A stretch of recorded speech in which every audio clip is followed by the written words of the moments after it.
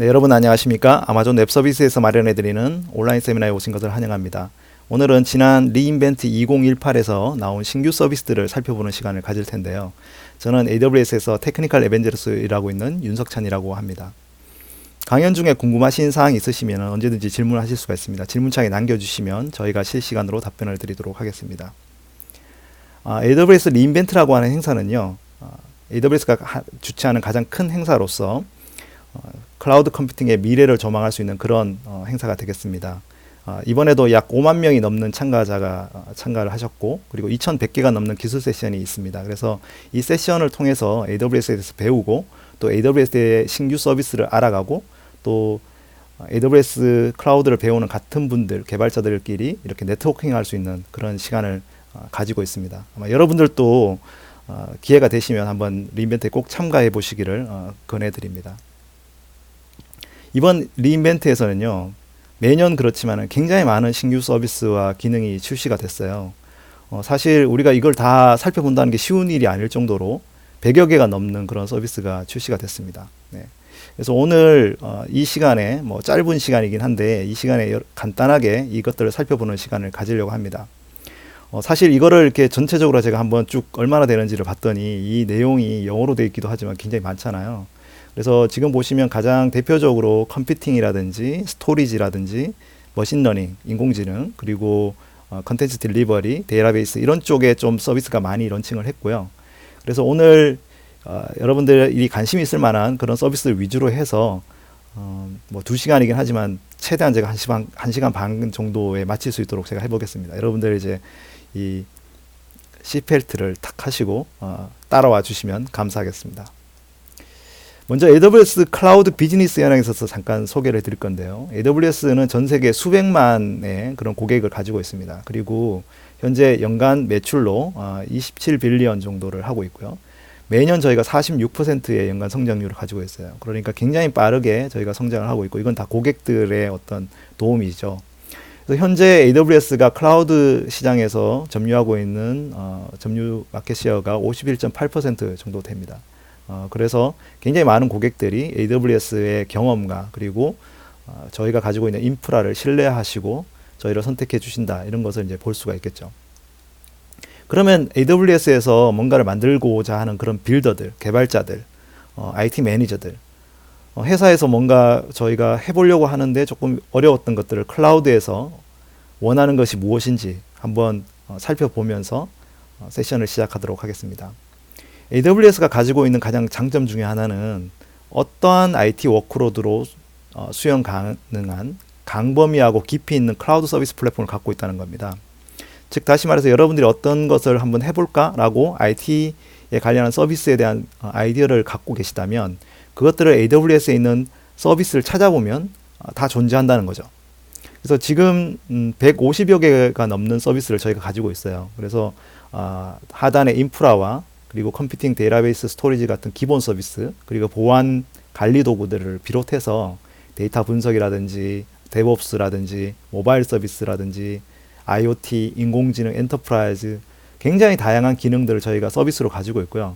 여기에 이제 서드파티 마켓플레이스와 그리고 저희 회사가 지원해주는 기술 비즈니스 지원, 인증, 교육 이런 것들이 총망라되어 있기 때문에 여러분들이 뭔가를 하고 싶으시면 클라우드에서 시작할 수 있는 그런 장점이 있겠습니다. 그러면 오늘 첫 번째로 신규 서비스 중에 글로벌 인프라에 대한 부분들을 먼저 살펴보도록 하겠습니다.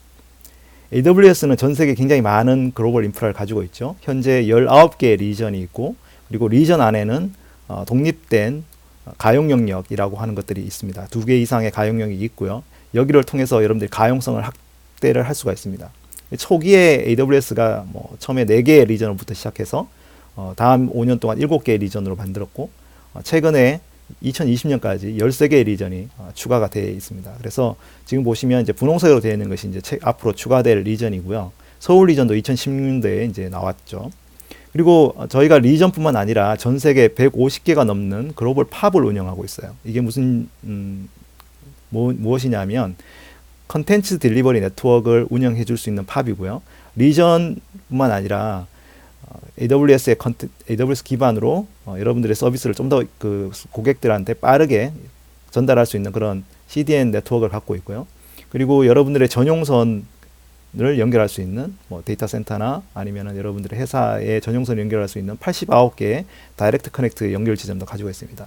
이러한 연결 네트워크들은 100기가가 넘는 네트워크망으로 연결되어 있고요. 저희가 좀 더 빠르게 이렇게 리전 간 또는 팝 간 그리고 엔드 유저와 여러분들을 연결해 주는 그런 백본망을 저희가 운영을 하고 있습니다.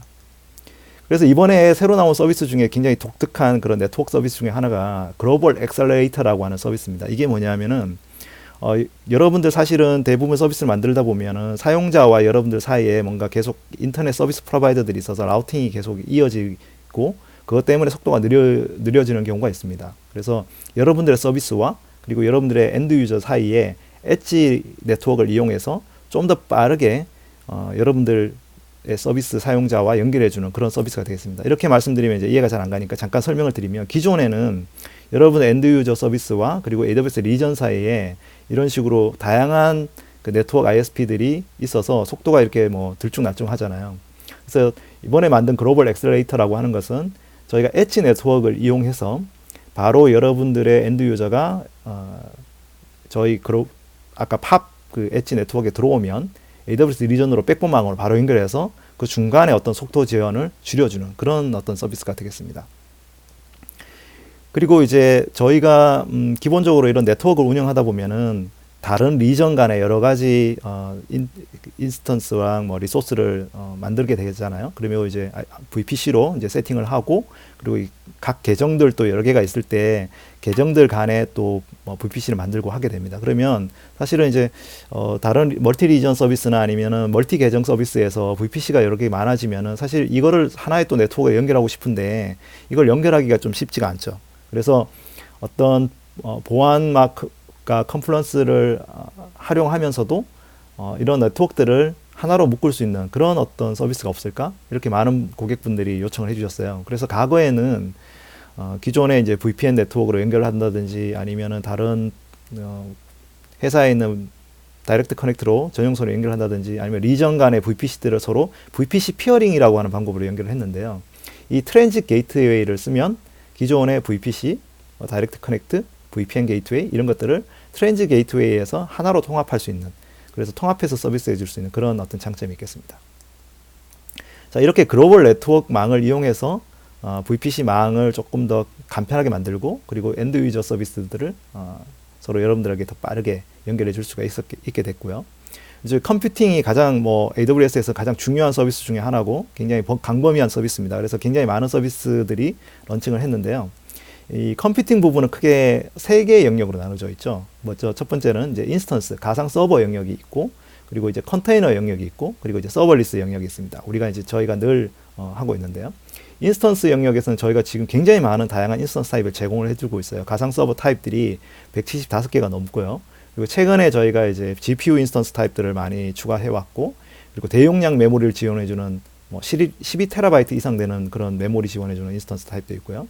그리고 이제 FPGA 인스턴스 타입도 있고, 이런 것들을 이제 저희가 새로운 하이퍼바이저 시스템으로 해가지고 차세대 C5, M5, R5 인스턴스도 만들었습니다.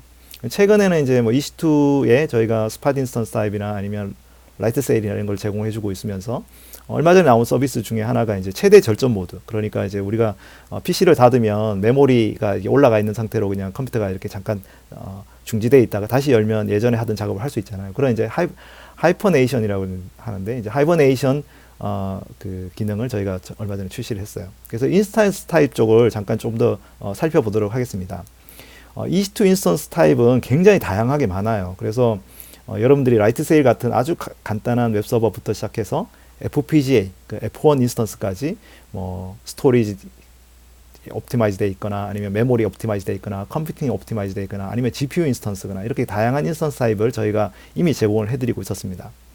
최근에 나온 인스턴스 타입 중에 D가 붙어 있는 인스턴스 타입이 있는데 이거는 뭐냐면 로컬에 SSD 디스크를 붙여가지고 네트워크로 이제 디스크에 접근하는 것보다 좀 더 빠르게 접근할 수 있는 그런 인스턴스 타입을 저희가 추가를 했고요. M5D나 R5D나 뭐 이런 인스턴스 타입을 저희가 제공을 해주고 있습니다.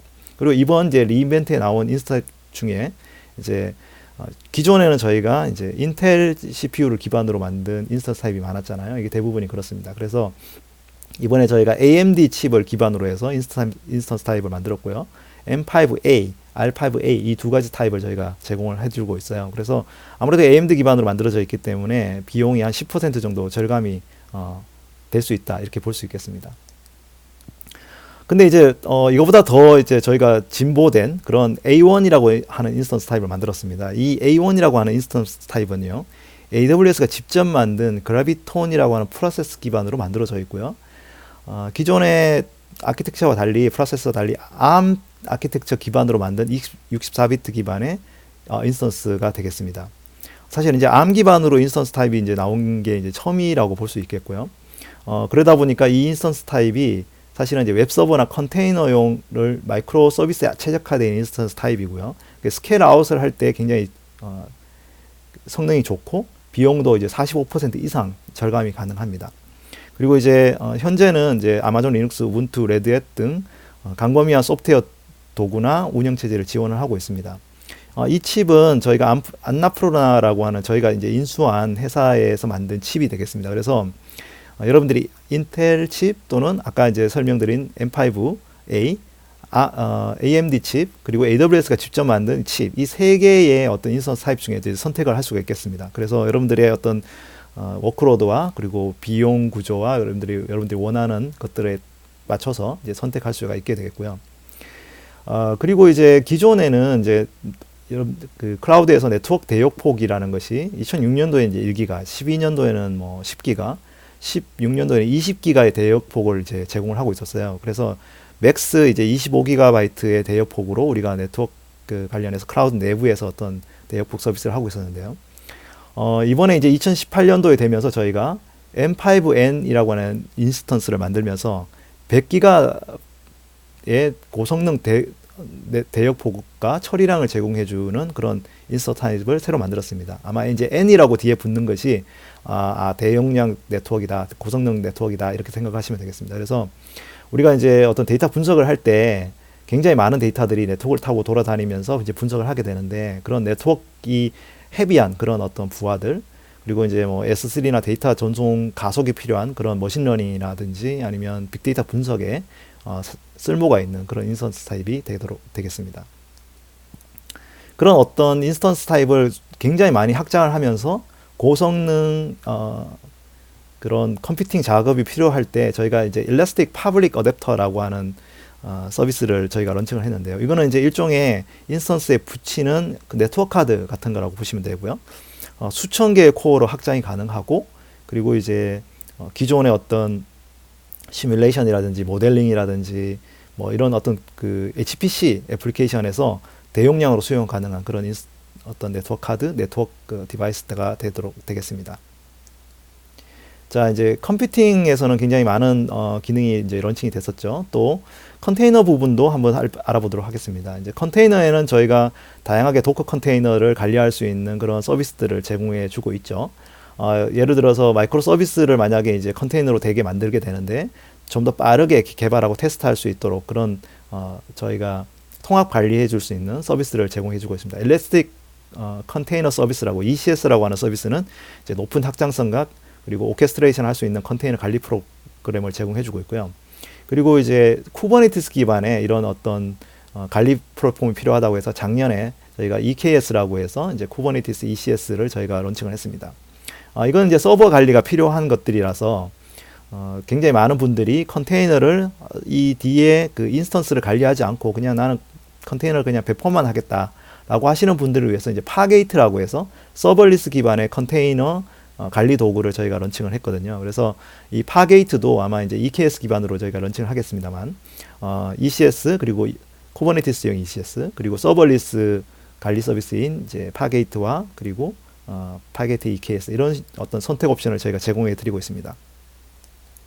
그런데 최근에 이제 이 마이크로 서비스에서 이 서비스 메쉬로 넘어가는 어떤 경향이 있습니다. 이 서비스 메쉬라고 하는 것은 뭐냐면 되게 이 마이크로 서비스라고 하는 것은 굉장히 작은 서비스들이 서로 API로 통신을 하고 그리고 그 네트워크 통신들 사이에 어떤 일이 벌어지는지 좀 알 수가 없어요. 그래서 굉장히 많은 이제 서비스가 있을 때 이 서비스, 마이크로 서비스에다가 이 사이드카라고 해서 이제 통신만 처리해주는 애를 같이 붙여가지고요. 이 여러 개의 그 마이크로 서비스들이 같이 이렇게 통신을 하고 그 통신에서 벌어지는 일들에 대해서 우리가 모니터링하고 라우팅할 수 있도록 해주는 것들을 이제 서비스 메시라고 합니다.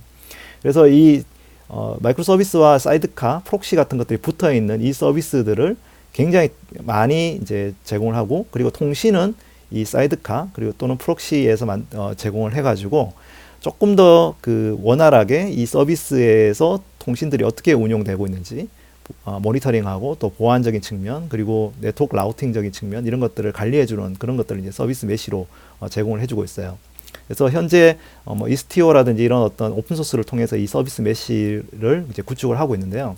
이 AWS에서 이번에 앱 메시라고 하는 ECS 또는 EKS 기반의 마이크로 서비스를 위한 서비스 메시 플랫폼을 저희가 프리뷰로 런칭을 했습니다. 그래서 기존에는 이제 마이크로 서비스 모양이죠. 그래서 A 기능 A와 B, C 어떤 마이크로 서비스 간의 통신을 할 때 뭔가 좀 문제가 생기는 것을 이제 디텍팅하기가 힘들었는데, 오른쪽에 보이다시피 이제 아까 사이드카 기능을 뭐 프록시를 뭐 탑재를 해서 앱메시가 아까처럼 이렇게 전체적으로 그 서비스 네트워크 라우팅이나 모니터링, 그걸 보안을 담당할 수 있도록 그렇게 만들어서 어떤 부분에 문제가 있는지를 이제 확인해 줄 수 있는 서비스 메시, 그런 매니지드 서비스를 이번에 프리뷰로 런칭했습니다.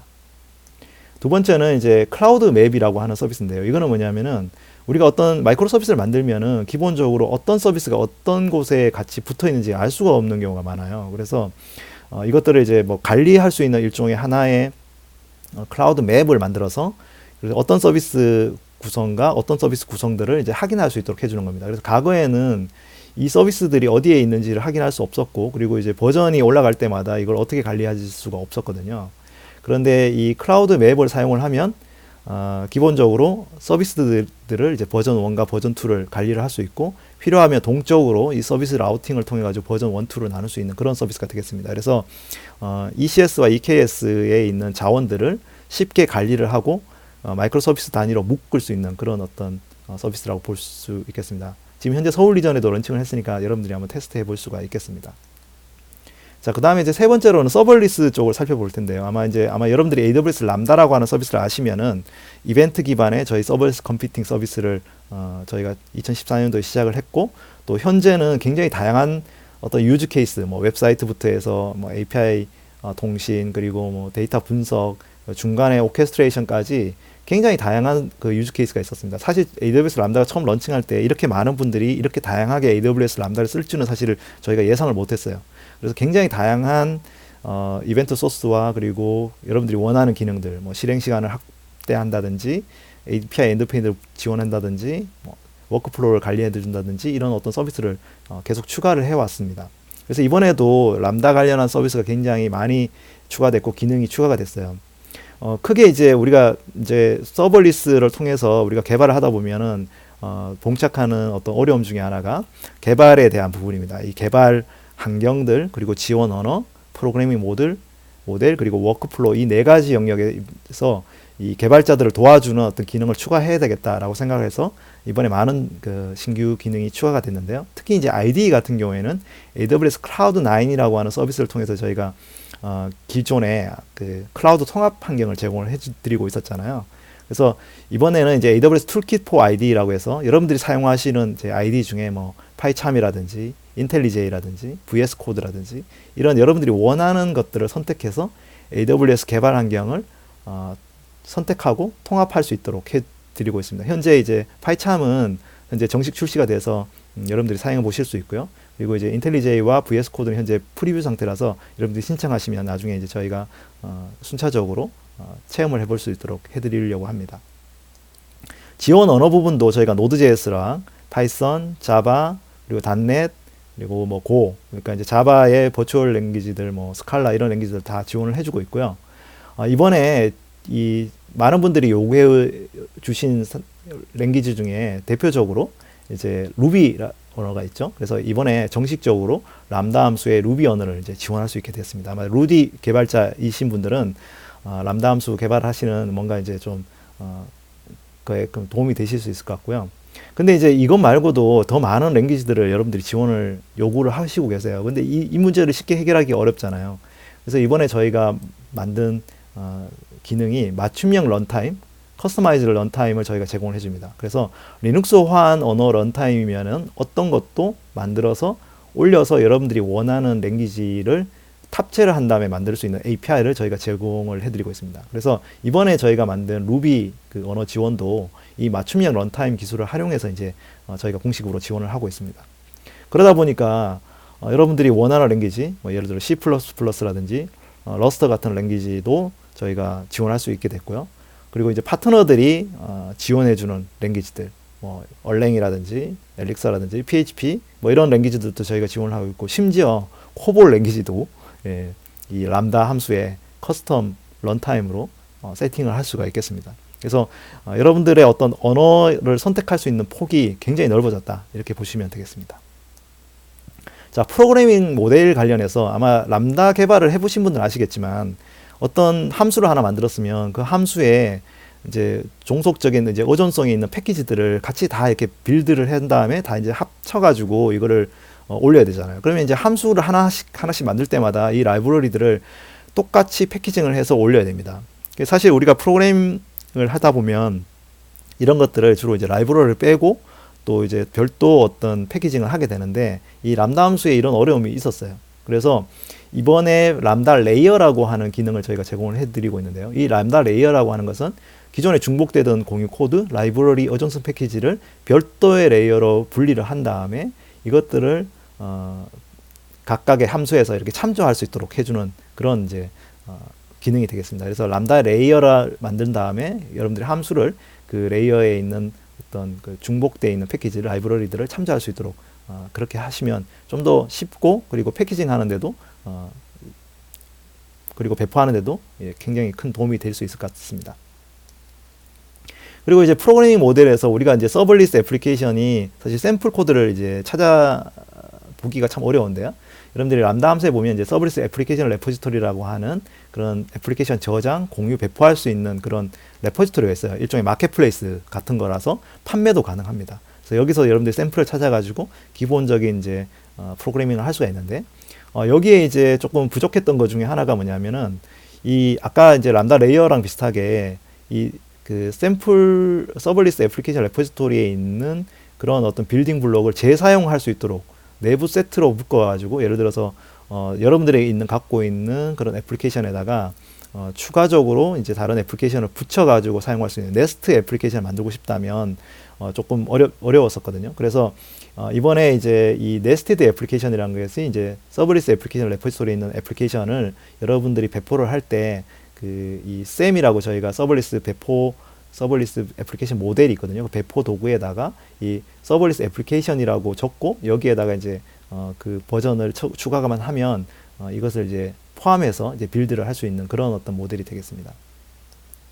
그리고 이제 최근에 같이 이제 추가된 기능 중에 하나가, 람다라는 함수를 이렇게 트리거링 할 때 여러 가지 트리거링을 할 수 있는 것들이 많은데, 예를 들어서 이제 여러분들 웹 애플리케이션을 만든다고 하면은 API 게이트웨이를 통해서 이제 트리거링을 하는 경우가 대부분이었잖아요. 근데 이번에 이제 애플리케이션 로드 밸런서를 통해서 람다 함수를 트리거링을 할 수 있게 됐습니다.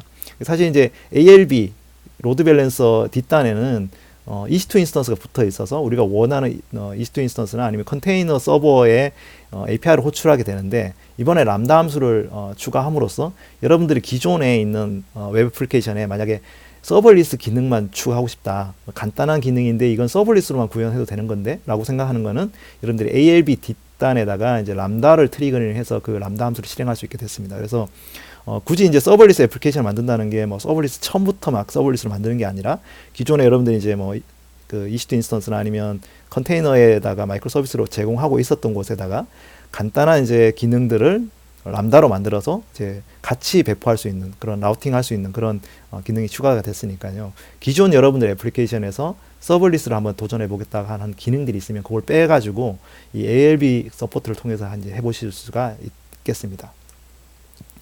그리고 이제 이번에 좀 굉장히 많은 분들이 또 기뻤던 소식 중에 하나고요. 이건 아직까지 프리 어나운스고 아마 곧 아마 릴리스가 될 것입니다. API 게이트웨이에다가 웹소켓을 지원해 주는 거거든요. 사실 이제 이 API 게이트웨이에 트리거링을 해서 이제 람다 함수를 실행을 하게 되는데, 사실 이 API 게이트웨이는 HTTP 콜만 할 수 있으니까 기존에 그냥 함수 실행만 하고 끝났었는데, 웹소켓을 지원할 수 있게 됨으로써 뭐 채팅 앱이라든지 대시보드라든지 IoT 같은 스트리밍이라든지 뭔가 계속 양방향 통신을 할 수 있는 응용 프로그램을 만들 수가 있게 됐습니다. 그래서 이 API 게이트웨이의 그 웹소켓이 이제 이번에 지원이 됐다는 소식 이제 전해드리고요.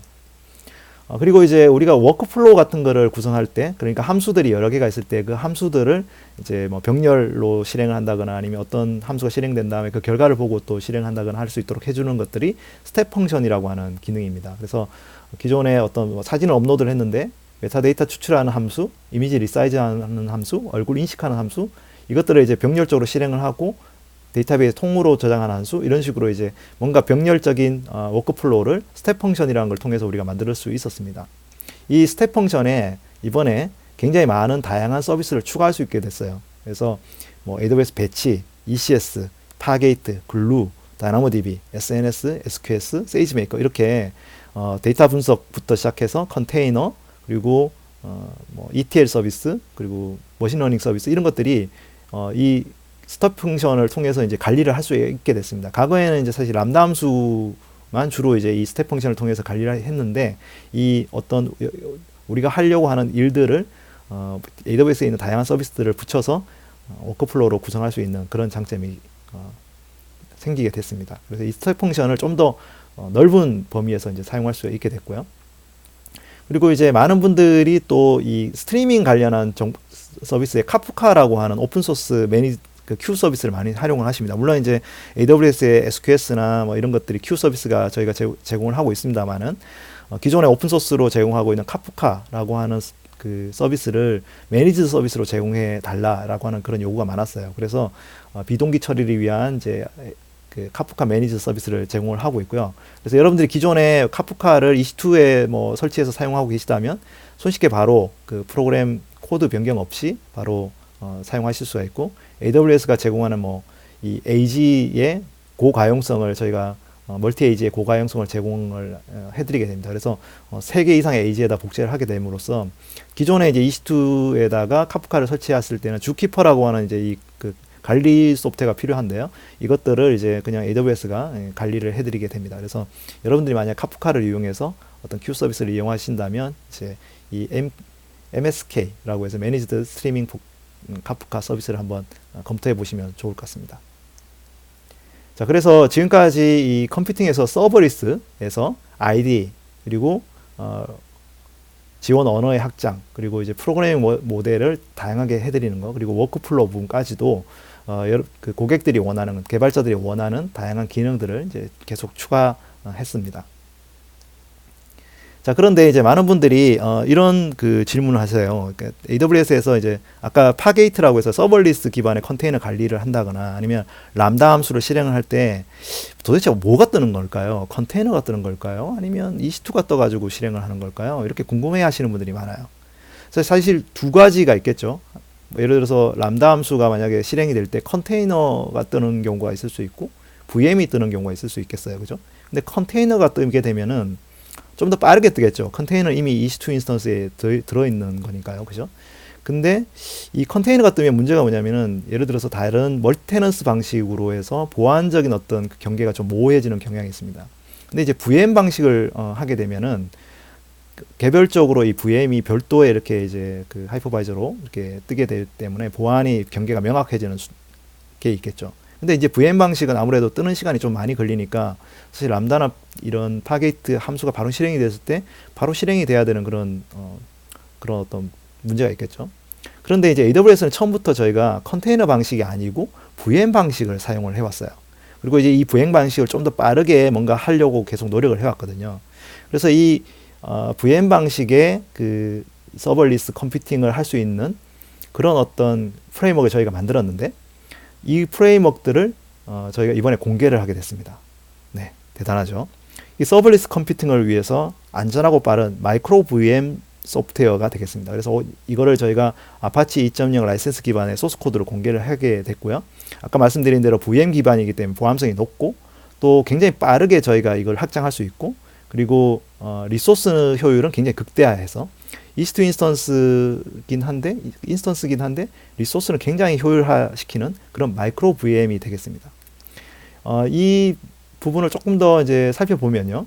기존에 저희가 그 호스트에 이 서버에 이제 KVM이라고 하는 하이퍼바이저를 사용을 하고, 거기에 이제 파이어 크래커라고 하는 VM 서비스를 런칭을 만들었고요. 이 파이어 크래커 안에는 메타데이터 서비스, 스토리지 네트워크, 레스트풀 API 해줄 수 있는 그런 부분이 포함되어 있습니다. 그래서 그 위에 이제 마이크로 VM이 동작을 하게 되고, 이 파이어 크래커 마이크로 VM은 KVM하고 동일한 보안을 제공하고, 그리고 이제 굉장히 불필요한 기능들을 없애고 빠르게 이렇게 시작할 수 있도록 만들었어요. 그래서 컨테이너 또는 람다 함수가 120ms 안에 동작을 할 수 있게 실행될 수 있게끔 한 거고요. 초당 150개부터 수천 개까지 동시에 VM이 생성이 됩니다. 그래서 서버리스 컴퓨팅처럼 이제 다양한 함수나 컨테이너가 이렇게 동작을 할 때 굉장히 빠르게 확장 가능한 그런 어떤 마이크로 VM이 되겠습니다. 그래서 아마 많은 분들이 이 서버리스 컴퓨팅의 이 뒷단, 백핸드에 대해서 궁금해 하셨을 텐데요. 이 파이어 크래커를 통해 가지고 아니 공부를 해보시면은 도움이 되실 거라고 생각이 됩니다. 자, 컴퓨팅에 대해서 이제 좀 오랜 시간 살펴봤고요. 이제 스토리지에 대해서 한번 살펴보도록 하겠습니다. 이제 아마존 웹 서비스에서는 굉장히 다양한 스토리지 선택 옵션이 있죠. 그래서 뭐 하드디스크 같이 우리가 사용할 수 있는 블록 스토리지부터 해서, 그리고 인터넷에다가 파일을 올려서 공유할 수 있는 객체 스토리지, 그리고 우리가 이제 네트워크 파일 시스템 같은 파일 시스템들, 그리고 이제 이것들을 기존에 이 오프라인에서 데이터 전송을 하기 위한 그런 전송 서비스들, 이렇게 크게 4개로 구성이 되어 있고요.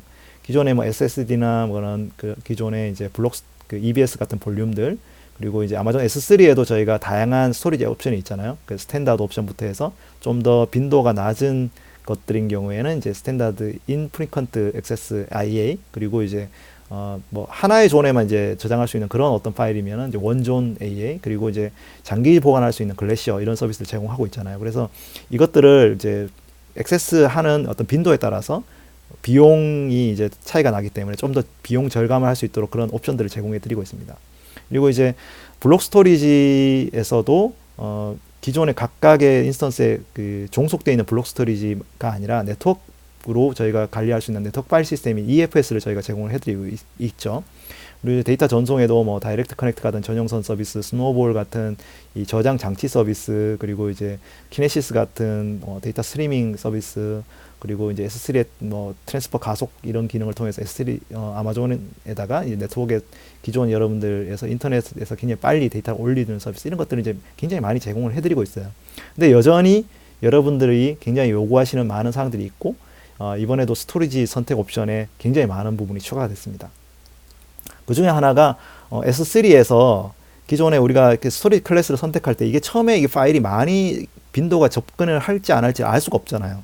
그래서 아예 이 S3 그냥 스탠다드에 갈까, S3 IA에 갈까가 뭐 이렇게 체크할 수가 없을 때 그냥 아예 S3 인텔리전트 티어링이라고 하는 클래스에 넣어 놓으시면 조금 이제 살펴보고, 이게 그냥 자주 업데이트되는 그런 파일이다 그러면 스탠다드로 가고, 그리고 이게 이건 좀 자주 사용되지 않는 파일이네 그러면 IA로 가는, 자동으로 이렇게 가도록 해서 비용을 절감해주는 이제 중간에 인텔리전트 티어링이라고 하는 것들이 이제 추가가 됐습니다. 굉장히 재밌죠. 그리고 EFS도 기존에 EFS가 조금 이제 계속 붙어 있을 때는 비용이 굉장히 비쌉니다. 그래서 EFS 중에서도 사용 빈도가 낮은 그런 파일들을 따로 저장할 수 있는 S3 IA처럼 EFS IA 스토리지 클래스를 만들었고요. 그래서 이제 EFS IA도 사용을 하면 여러분들이 이제 아무래도 기존 스탠다드보다는 비용이 85%까지 절감이 되고, 또 기존 EFS에서 IA로 이제 어떤 뭐 빈도가 낮거나 아니면 이제 어떤 시간이 지난 다음에 자동으로 전환할 수 있는 그런 라이프 사이클 기능도 추가가 됐습니다. 그래서 이것도 이제 서울리 전에 저희가 런칭을 해서 사용하실 수가 있고요. 그리고 이제 S3에 글래시어 딥 아케이브라고 하는 새로운 또 클래스가 추가가 됐어요. 그래서 기존의 글래시어보다도 더 훨씬 비용이 4분의 1까지 저렴하고요. 물론 이제 내구성 그 11.9에 99.9999 11개가 있는 내구성에 지원하고 S3A에 보관하는 그런 똑같은 기능을 제공하면서도 비용이 굉장히 낮은 딥 아케이브라고 하는 그런 어떤 새로운 클래스를 하게 됩니다. 그래서 여러분들이 굉장히 다양한 스토리지 클래스가 있으니까 선택 가능하게 되겠습니다. 그래서 제가 이제 이것들을 이제 다 종합을 해보면 스탠다드 인텔리전스 키어링, 그 다음에 IA, 그리고 원존, 글래시어, 딥 아케이브 이렇게 6가지의 그런 선택 사항이 있습니다. 그래서 여러분들이 원하시는 클래스를 선택할 수 있다는 거 꼭 기억해 주시면 좋겠습니다. 자, 그 다음에 이제 우리가 퍼블릭 클라우드에서 굉장히 많이 사용하고 있는 그런 파일 시스템 중에 윈도우즈 파일 시스템이 있어요. 그래서 이 윈도우즈 파일 시스템은 현재 이렇게 IDC에서 조사해 보시면은 57% 정도가 AWS에서 윈도우 파일 시스템을 사용하고 있고 또는 윈도우즈 워크로드가 운영이 되고 있습니다. 그리고 이제 뭐 30% 정도가 이제 애저에서 이제 이 윈도우즈 워크로드가 실행이 되고 있거든요. 그러니까 사실 굉장히 많은 윈도우즈 워크로드가 이 AWS에서 구동이 되고 있기 때문에 윈도우즈 파일 시스템이 굉장히 필요로 하게 됐습니다. 그래서 이번에 저희가 런칭한 것이 윈도우즈 파일 시스템 파일 서버를 저희가 런칭을 했고요. 아마존 FSx4 윈도우즈 파일 서버라고 해서 네이티브 윈도우 파일 서버를 기반으로 해서 매니지드 윈도우 파일 시스템을 런칭을 해서 윈도우의 기존의 어떤 그 윈도우즈 AD라고 하는 액티브 디렉토리 액세스 제어랑 윈도우 탐색 환경하고 똑같이 호환을 하고, 그럼 여러분들 별도의 어떤 뭐 관리할 하드웨어나 소프트웨어가 필요 없고요.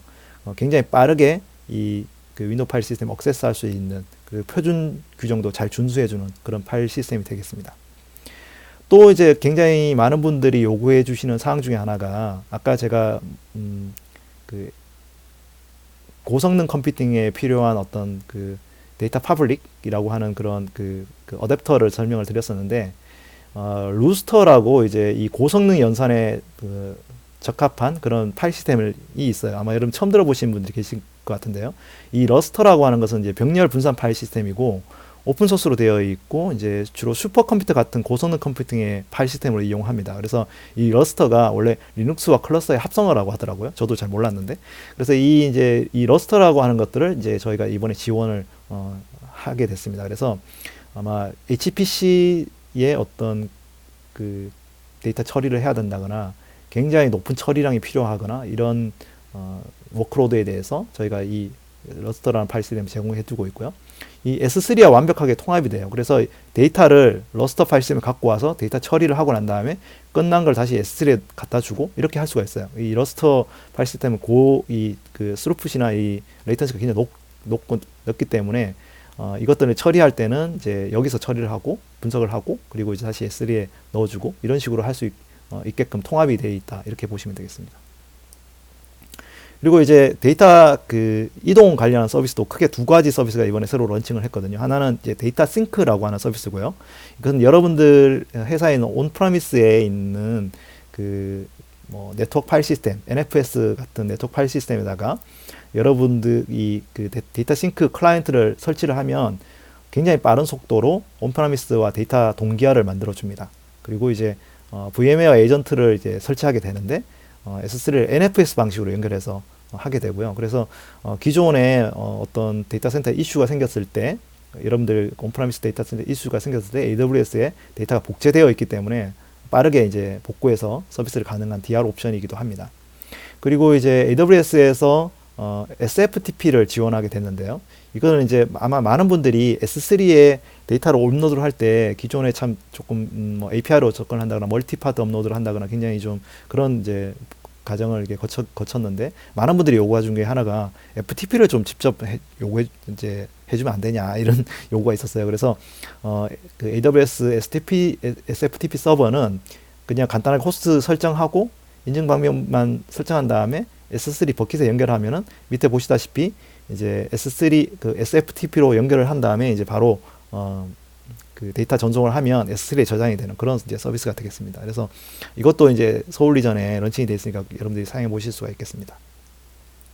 자, 그래서 지금까지 스토리지에 대해서 쭉 살펴봤는데요. 블록 스토리지, 객체 스토리지, 파일 시스템, 데이터 전송에 대해서 굉장히 많은 추가 그 스토리지 선택 사항들이 추가가 됐고, 또 여러분들이 원하시던 데이터 전송 서비스들, 기능들이 이제 추가가 됐다, 이렇게 보시면 되겠습니다. 자, 이제 네 번째로는 이제 데이터베이스 업데이트를 이제 할 텐데요.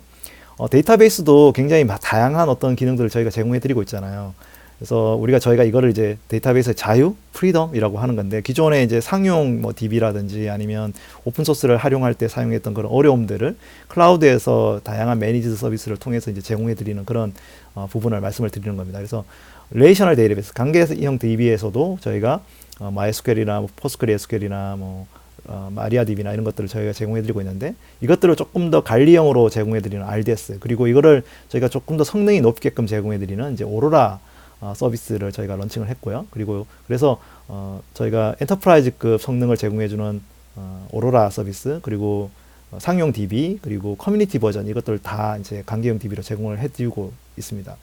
최근에 저희가 이제 추가한 서비스 중에 오로라에다가 이제 굉장히 빠르게 기능 업데이트를 많이 합니다. 왜냐하면 오로라가 가장 빠르게 성장하고 있는 서비스고 굉장히 많은 고객들이 사용을 하고 있기 때문에.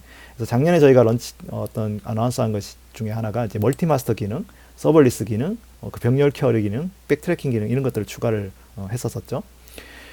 그리고 이제 키밸류 DB, NoSQL 쪽에서도 저희가 다이나모DB라고 하는 DB를 제공을 해드리고 있고요. 작년에 저희가 글로벌 테이블이라고 해서 이제 멀티 리전에 테이블을 세팅하는 거, 그리고 빠르게 이제 백업하고 복원할 수 있는 그런 기능들이 추가가 됐습니다.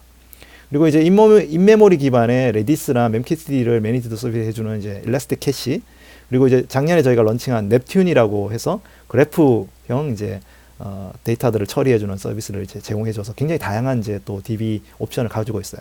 근데 이제 올해에 또 다양한 기능들이 더 추가가 됐는데, 기존에 이제 오로라에서 여러분들이 이제 아시다시피 오로라는 멀티 에이지에서 그 스토리지들을 별도로 저희가 구성을 한 다음에 공유한 다음에 좀 더 빠르게 이런 서비스를 제공해주는 그런, 그래서 처리량이나 속도나 이런 것들을 빠르게 저희가 복구라든지 이런 것들을 할 수 있게 됐고요.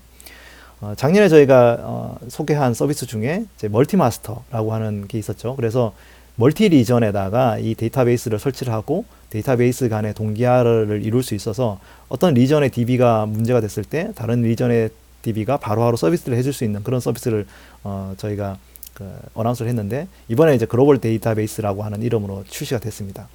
그래서 여러분들이 아마 글로벌 데이터베이스를 한번 실제로 이제 현재 런칭을 해보시면, 현재는 이제 미국 동부 리전과 그다음에 오레곤 리전과 아일랜드 리전, 이 세 군데 이제 런칭을 했고 아마 차츰 이제 추가를 할 텐데요.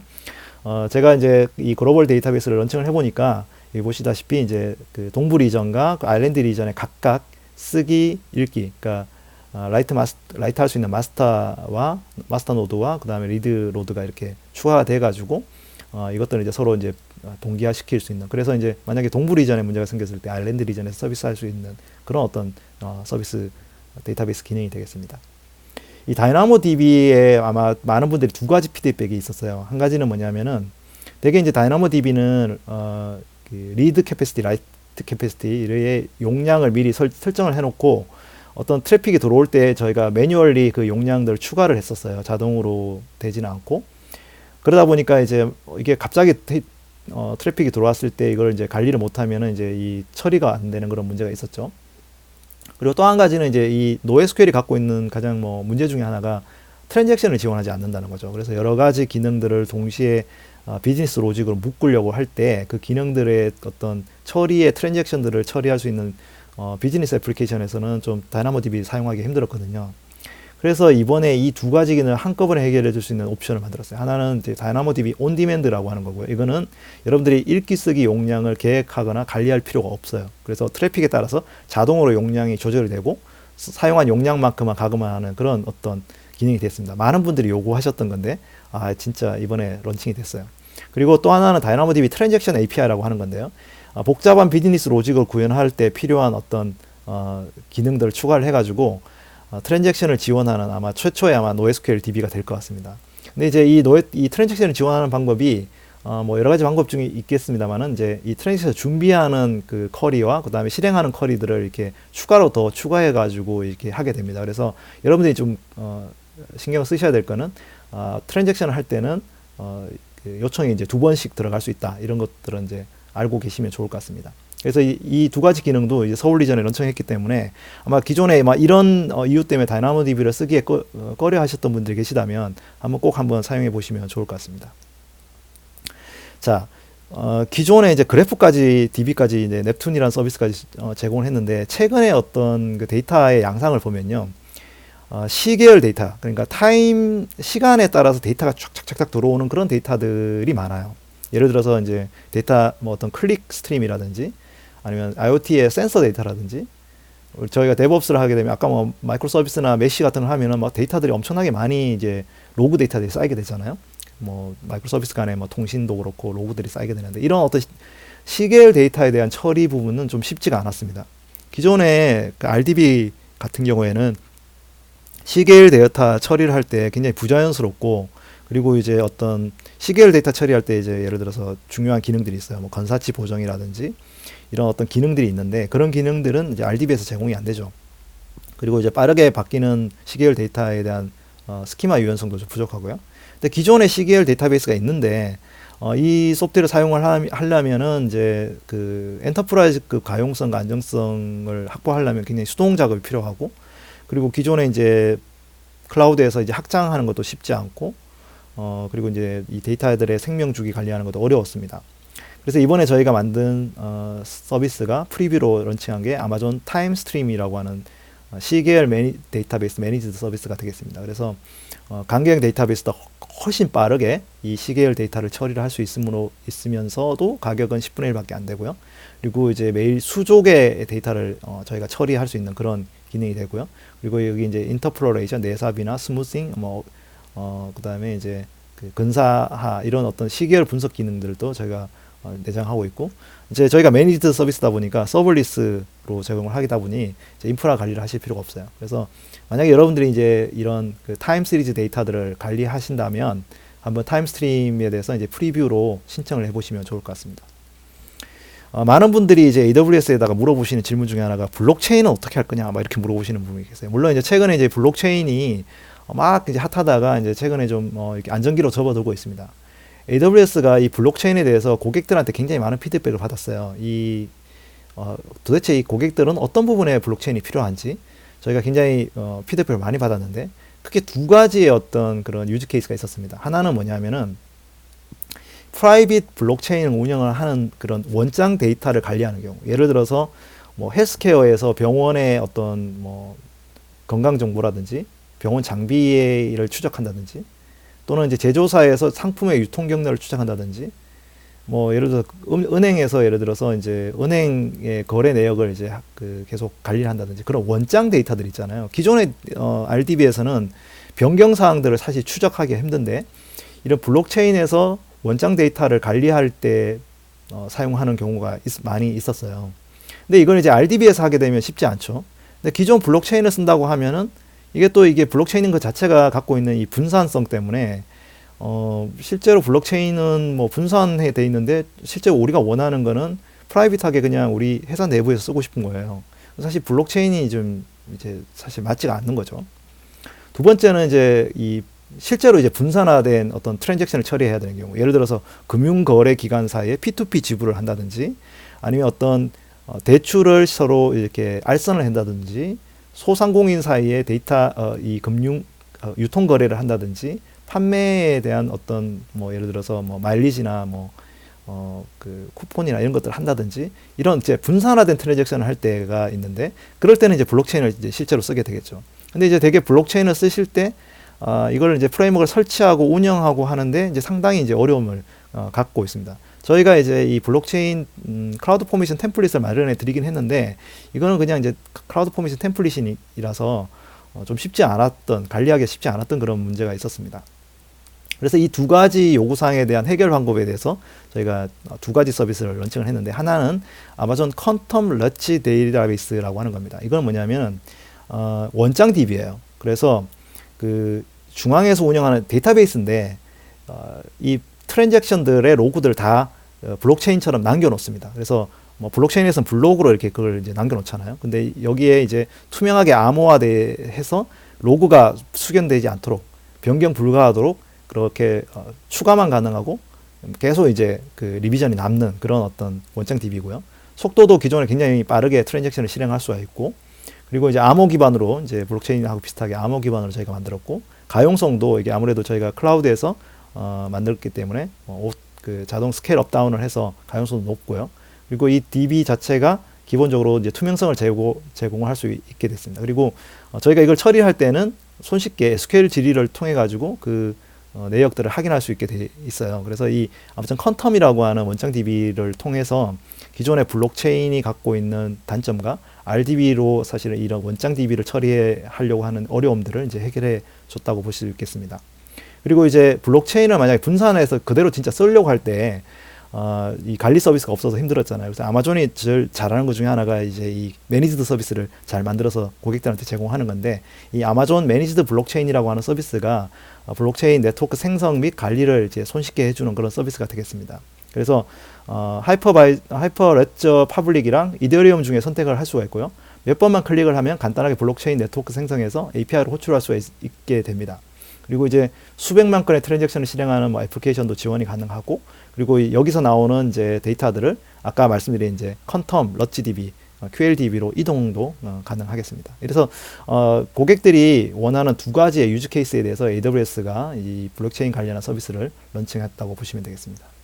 자, 그래서 이제 강계형 DBS부터 해서 키밸류, 인메모리 저장소, 그래프DB, 그리고 이제 시계열 데이터베이스, 타임 시리즈 데이터베이스, 그리고 원장 DB까지 다양한 데이터베이스 진짜 이번에 또 추가적으로 이제 공개가 됐고요. 그래서 여러분들이 이제 이 DB를 선택하시면 좋을 것 같습니다. 첫 번째로 인공지능 분야의 신규 서비스 업데이트를 좀 살펴보도록 하겠습니다. AWS에서는 굉장히 많은 고객들이 인공지능 기반 서비스를 이미 구현을 하고 있습니다. 현재 수만 개의 그 고객들이 AI 서비스를 만들고 있고요. 작년에 대비해서 우리가 2배 이상의 고객 사례를 볼 수가 있습니다. 그래서 제가 지금 이제 AWS 기반으로 해서 인공지능 기반 서비스를 만들고 있는 회사들의 로고를 보여드렸는데요.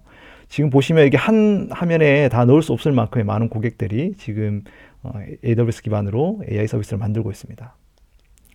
자, AWS가 제공해주는 인공지능 스택은 크게 3개로 나눌 수 있거든요. 가장 밑단에서는 데이터 사이언티스트라든지 아니면 기존의 머신러닝을 잘 하시고 있는 연구자들이 머신러닝 프레임워크들이나 인프라를 활용하는 경우가 있고요. 그리고 중간에 이런 머신러닝 인프라를 활용하지 않고도 손쉽게 머신러닝 프로세스를 한 파이프라인으로 그릴 수 있는 아마존 세이지메이커라고 하는 서비스를 제공을 해드리고 있습니다.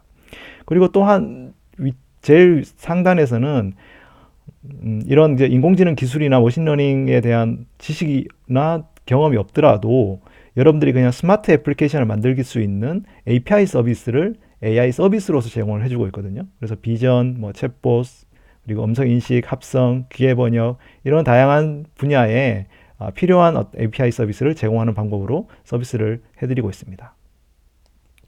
그럼 먼저 이 밑에 인프라 단에 어떤 변화가 있는지를 좀 살펴보도록 하겠습니다. 가장 밑에는 저희 인프라스트럭처의 GPU 인스턴스와 뭐 CPU 인스턴스 같은 것을 통해서 여러분들이 이제 머신러닝 기계학습 모델을 트레이닝하고 할 수 있도록 지원을 해드리고 있고요. 저희가 P3라고 해서 현재 엔비디아의 테슬라 V100 기반의 가장 앞선 고성능의 GPU 인스턴스를 제공해드리고 있습니다. 근데 이번에 새로 나온 인스턴스 타입의 P3DN이라고 하는 인스턴스 타입이 새로 생겼거든요. 아까 제가 말씀드렸잖아요. D는 로컬에 SSD 스토리지를 넣어서 좀 더 속도를 빠르게 하고, N은 뭐였죠? 네, 100GB 정도 되는 고속 네트워크를 활용해서 데이터 이동을 할 수 있도록 해준다라는 겁니다. 그래서 이 PSDN 인스턴스 타입은 멀티 GPU 환경에서 우리가 모델 학습 성능이라든지 확장성을 제공해 드리는 거고요. 그래서 타사 대비 3배 이상의 100Gbps의 네트워킹, 그리고 타사 대비 2배 많은 GPU 메모리, 그리고 타사 대비 100GB나 많은 시스템 메모리를 이 인스턴스 타입에 제공을 해드리게 됩니다. 그래서 지금 현재 P3랑 P3DN은 서울 리전에서 여러분들이 사용해 보실 수가 있어요. 이러한 그 인스턴스 GPU랑 이런 인스턴스 위에 우리가 좀 더 다양한 그런 프레임워크들을, 오픈소스 프레임워크들을 사용하고 있는데, 텐서플로우, MXNet, 파이토치 같은 걸 사용하고요. 어떤 분들은 이제 뭐 케라스라, 그로운 같은 하이 레벨을 통해서 모델을 만들고 학습을 하고 있습니다. 근데 우리가 이제 텐서프로를 좀 생각을 해보시면, 이제 텐서프로는 오픈소스긴 하지만은 현재 프로덕션 레벨로 모델을 만들고 서비스를 하는 프로젝트를 살펴보면 85% 이상이 AWS 기반으로 구축하고 있다라는 연구조사 결과가 있어요. 굉장히 흥미롭죠. 이러한 그 고객들 중에는 지멘스부터 허들, 톰슨 앤 로이트 같은 다양한 고객들이 이미 텐서플로우 기반으로 AWS에서 서비스를 만들고 그리고 이제 모델을 학습하고 개발을 하고 있는 거라고 보시면 되겠습니다. 그래서 우리 텐서플로우를 다시 한번 생각을 해볼 필요가 있는데요. 먼저 이 텐서플로우를 기존에 여러분들이 온프라미스라든지 아니면 기존에 이제 일반 인스턴스 타입에다가 설치를 해서 사용을 하면 멀티 GPU, 그러니까 256개 이상의 GPU 하에서는 성능이 65%밖에 나오지가 않아요. 즉 다시 말해서 35% 정도는 성능이 안 나오고 있다는 거죠. 그래서 아마존 웹 서비스에서 AWS에서 최적화된 텐서플로우를 멀티 GPU 환경하에서 만들어서 90% 이상의 성능을 만들어내는 그런 텐서플로우 최적화를 구현을 했습니다. 여러분들이 이제 AWS에 있는 딥러닝 AMI, 딥러닝 이미지를 사용을 하시면 텐서플로우가 내장이 되어 있는데 이런 걸 통해서 텐서플로우의 멀티 GPU 환경에서 성능을 끌어올릴 수 있다. 이렇게 보시면 되겠습니다. 또 한 가지 측면은 이제 학습 속도 측면인데요. 여기 이제 레스넷이라고 해서 이미지 넷이라고 하는 데이터셋이 있죠. 이미지 인식을 할 수 있는 데이터셋이 있습니다. 마운틴 뷰에 있는 회사 어딘지 아시죠? 네, 30분 정도의 학습 속도를 만들어냅니다. 이거는 이제 기존에 이미 베타로 제공하고 있는 그런 독자적인 상용 하드웨어를 사용해서 나오는 결과인데요. AWS에서는 이거를 14분 만에 빠른 속도로 학습하는 방법을 찾아냈습니다. 그래서 레스넷과 CNN, RNN을 통해서 P3 인스턴스를 통해 가지고 저희가 14분 만에 멀티 GPU로 학습을 한, 그래서 가장 빠른 학습 속도를 제공을 해주고 있습니다. 즉 다시 말해서 이제 여러분들이 텐서플로우를 기존의 물리 장비라든지 아니면 다른 클라우드 사업자에 있는 것을 사용하고 계셨다면 AWS에서 텐서플로우를 돌려보는 것을 한번 고려를 해 주시면 좋을 것 같습니다. 자, 이런 머신러닝 모델의 학습을 최근에 굉장히 빠르고 쉽게 비용 효과적으로 가능하지만은 사실은 이제 모델 학습하고 트레이닝 하는 것보다 더 많은 비용이 어디에서 드냐? 그러면은 추론이라고 하는 작업에서 듭니다. 모델을 만들어 가지고 서비스를 하다 보면 이 데이터들을 이제 추론하는 과정이 필요하잖아요. 서비스 데이터 추론하는 과정. 그래서 이런 과정이 전체 기계학습 비용의 대부분을 차지하고 있다는 것이 현실입니다. 그래서 이러한 부분들을 해결하기 위한 몇 가지 서비스가 이제 이번에 새로 나왔는데요. 이 추론 비율에 나오는 두 가지 이유가 있어요. 하나는 뭐냐면은 다양한 추론 케이스가 존재한다는 거죠. 예를 들어서 이미지 학습을 한다거나 음성 인식을 한다거나 또는 자연어 처리를 한다거나 아니면 뭐 추천 서비스, 그 예측 알고리즘을 돌린다거나 이런 다양한 케이스에 따라 가지고 CPU를 쓰느냐, 뭐 GPU를 쓰느냐, 아니면 CPU 메모리를 얼마나 쓰느냐라고 하는 것들이 다르고요. 그리고 실제로 이러한 추론을 하기 위한 어떤 부분들이 탄력적으로 이 자원 효율화를 시켜서 탄력적으로 좀 더 많이 쓸 때는 많이 쓰고 적게 쓸 때는 적게 써야 되는데 이러한 부분들이 딱 맞는 어떤 솔루션이 잘 없는 거죠. 그래서 이번에 AWS에서 만든 서비스가 아마존 일래스틱 인프런스라고 하는 서비스입니다. 이거는 훨씬 저렴한 비용으로 신속한 추론을 하기 위해서 기존의 아마존 EC2 인스턴스에다가 GPU 가속 기능을 추가를 해서 최대 75%의 비용을 절감하는 겁니다. 기존에는 왼쪽에 있는 것처럼 어떤 인플루언스를 하기 위해서 P3, 뭐 ADX 라지 같은 아주 큰 인스턴스 타입 몇 개를 넣어서 인스턴스를 넣어서 이제 추론을 해왔거든요. 그런데 이렇게 추론을 하면 어떤 측면에서는 빨리 되지만 어떤 측면에서는 낭비가 되는 요소가 있을 수 있어요. 그래서 그냥 단순히 M5 라지 정도의 인스턴스를 만들고 일래스틱 인퍼런스라고 하는 기능을 통해서 최대 36 TOPS의 GPU를 끌어다 쓸 수가 있는 거죠. 최소 1에서 36까지. 그래서 여러분들이 원하는 모델에 맞춰가지고 인플루언스 타임과 효율화를 시킬 수 있는 것이 장점이겠습니다. 이 기능은 현재 서울 리전에도 제공을 하고 있어요. 서울 리전에는 지금 P3랑 P3D 인스턴스도 들어오고 있기 때문에 인공지능을 하려면 사실 서울 리전이 굉장히 빠르게 저희가 서포트를 하고 있는 그런 상태라고 보시면 되겠습니다. 자, 그러면 이런 일래스틱 인퍼런스를 통해서 얼마만큼의 확장성과 비용을 절감할 수 있는지를 한번 살펴보면요. 현재 예를 들어서 간단한 음성 인식이나 자연어 처리 모델 같은 거는 1테라pop스 정도의 컴퓨팅 처리 능력만 있어도 충분하지만 뭐 추천 엔진이나 뭐 사기 탐지 모델 같은 경우에 32테라포프스까지도 필요할 수가 있어요. 그래서 다양한 그 어떤 케이스에 따라 가지고 원하는 만큼씩 이게 이제 유동적으로 우리가 사용할 수 있다라는 것, 그런 장점이 있고요. 그래서 레스넷 같은 아까 제가 소개한 레스넷 같은 것을 컴퓨터 비전을 딥러닝을 만약에 한다고 치면은 추론에 필요한 뭐 시간당 이미지 숫자가 36만 장이다. 그러면 이거를 엘라스틱 인퍼런스를 통해 가지고 시간당 0.2불에 저희가 해결을 할 수 있었고요. 기존 대비해서 75%의 비용 절감이 있었다는 것을 알 수가 있습니다.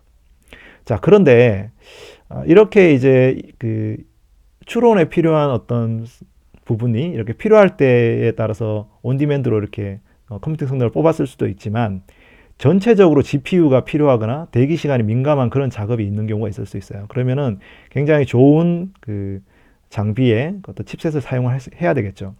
그래서 이번에 저희가 새로 이제 프리 어나운스한 기능이 AWS 인프렌시아라고 하는 기능이고요. 이거는 고성능 기계학습 추론을 위해서 AWS에서 설계한 맞춤형 칩셋이 되겠습니다. 그래서 고성능 처리량이라든지 낮은 대기 시간, 수백의 TOPS가 필요한 경우에 이 인프렌시아 칩셋을 사용할 수가 있겠습니다. 아까 제가 말씀드린 대로 인프렌시아 칩셋은 안나푸르나라고 하는 저희 A1 인스턴스 타입을 만든 회사에서 이 칩을 설계를 했고요. 그래서 다양한 데이터 타입, 뭐 인트 8이나 FP16 같은 인스턴스 타입을 제공을 하고요. 그리고 텐서플로우, MXNet, 파이토치 같은 다양한 ML 프레임워크를 지원을 해서 이제 앞으로 여러분들이 EC2 인스턴스나 아니면 세이지메이커 또는 금방 설명드린 일라스틱 인프렌시아의 이 설계를 이 계산을 위한 칩셋으로 사용을 할 수가 있겠습니다. 뭐 기존에는 뭐 인텔 CPU나 아니면 엔비디아 GPU를 사용했다면 인프렌시아 칩을 통해서 아마 조금 더 싸게 AWS가 만드니까 사용을 할 수가 있는 장점이 있겠죠. 자, 이제 그 밑단 ML 프레임워크단에서 다양한 프레임워크를 지원하고 또 다양한 하이 레벨 인터페이스를 지원하고 또 이제 AWS가 잘하는 그 GPU 인스턴스들 그리고 일러스트 인프런스, 인프렌시아 이런 어떤 생규 서비스를 통해서 데이터 과학자들이 좀 더 빠르게 그 프레임워크와 인프라스트럭처를 이용해서 여러분들의 모델을 만들고 트레이닝을 할 수 있다고 말씀을 드렸습니다. 이 두 번째는 ML 서비스가 될 텐데요. 이 ML 서비스는 아마존 세이지메이커라고 하는 서비스를 통해서 제공을 해주고 있습니다. 저희가 작년에 이 서비스를 런칭을 했죠. 그래서 다양한 어떤 분들이 이미 사용을 하고 있습니다. 우리가 기계학습, 이 머신러닝, 딥러닝을 할 때 여전히 개발자들에게 힘든 내용들이 있습니다. 빅데이터 분석을 할 때 기본적으로 갖고 있는 문제랑 비슷한데요. 데이터를 우선 수집하고 저장하고 또 원하는 최적의 알고리즘을 선택하고 그리고 그거를 위해서 인프라를 또 설정을 하고 그리고 데이터들을 인프라에서 계속 훈련하고 학습하고 그래서 모델 튜닝을 하고 데이터가 새로 들어오면 또 다시 튜닝을 하고 이렇게 하는 작업을 계속 반복을 하죠. 그렇게 나온 최적화된 모델을 다시 이제 배포를 하는데 배포 서비스도 이제 확장을 해야 되고 운영을 해야 됩니다. 그래서 이러한 지난한 과정들이 사실은 다 있고 이걸 하나의 파이프라인으로 연결해서 만든 서비스가 바로 아마존 세이지메이커라고 하는 서비스입니다. 그래서 손쉬운 기계학습 모델 생성, 훈련, 서비스 배포를 완전히 할 수 있는 매니지드 서비스고요.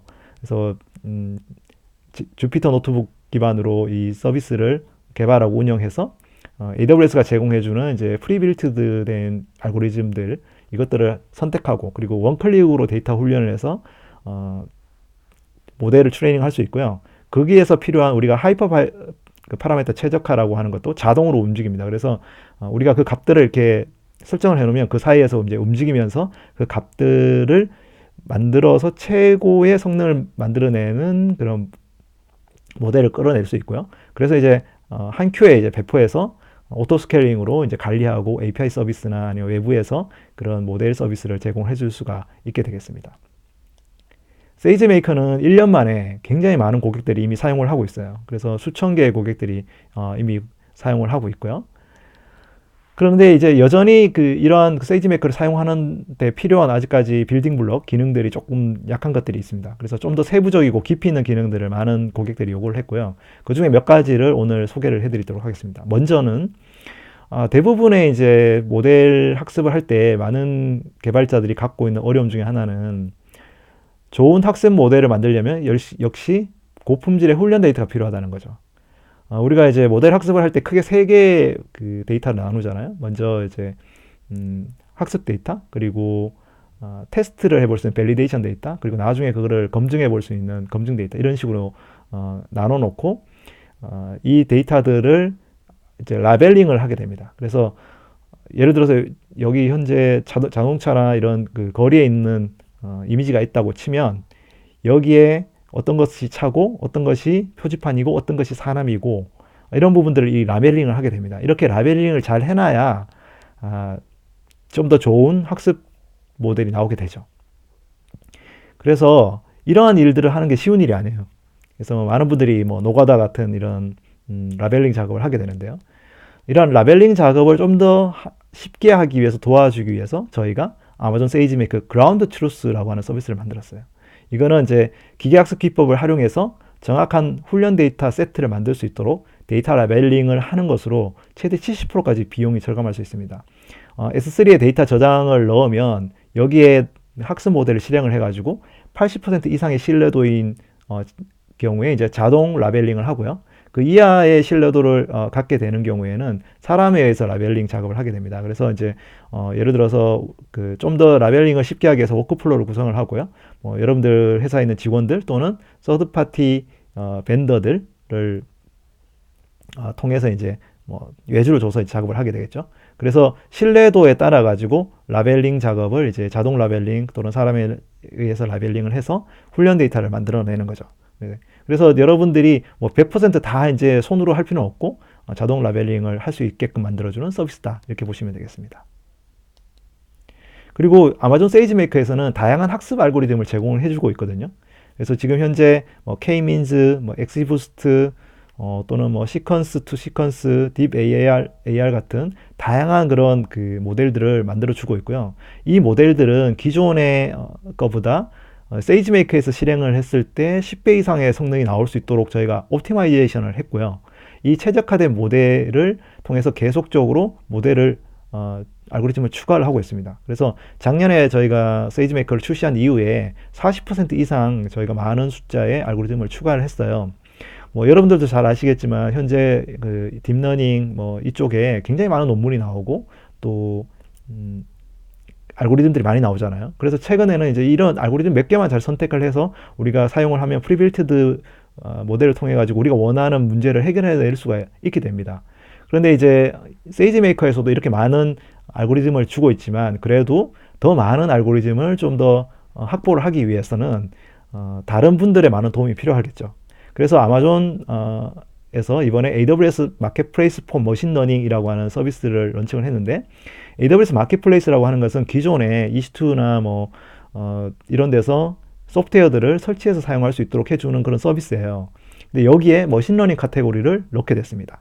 그래서 세이지메이커에서 직접 활용할 수 있는 수백 가지 알고리즘이나 모델을 직접 선택해서 바로 검색한 다음에 원클릭으로 사용해서 바로 사용할 수 있도록 해주는 거예요. 그래서 뭐 자연어 처리라든지 아니면 뭐 음성 인식 합성, 그리고 뭐 번역, OCR 이런 다양한 분야에 기존에 갖고 있는 그런 알고리즘을, 모델을 실제로 이제 그 올려놓은 것들을 바로 활용할 수 있는 장점이 있죠.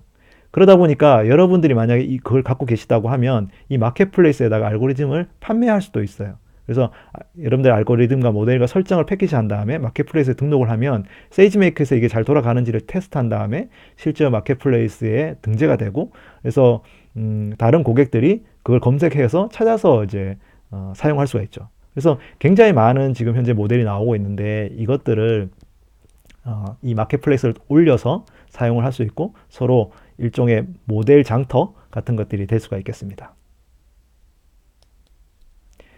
자, 그리고 이 모델들을 되게 이제 어떤 엣지에 있는 디바이스에 배포를 하게 될 때는 굉장히 다양한 엣지 디바이스들이 있어요. 예를 들어서 그냥 우리가 대부분은 이제 EC2 인스턴스에 올려서 API 서비스를 하게 될 수도 있지만 어떤 경우에는 인텔에서 만든 아톰 보드에 올리거나 아니면 엔비디아에서 만든 보드나 퀄컴이나 ARM에서 만든 보드에 있는 디바이스에다가 이것들을 올려야 될 필요가 있습니다.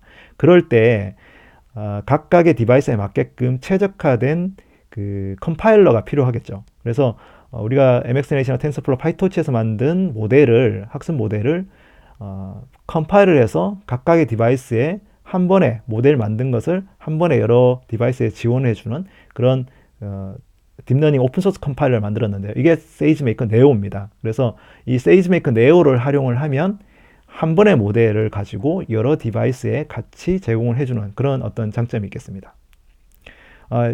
그래서 이게 오픈소스로 제공이 되고 있기 때문에 기존의 하드웨어 업체들도 이 세이지메이커에서 나온 모델들을 최적화할 수 있도록 그렇게 컨트리뷰션을 할 수 있는 그런 장점도 있겠죠.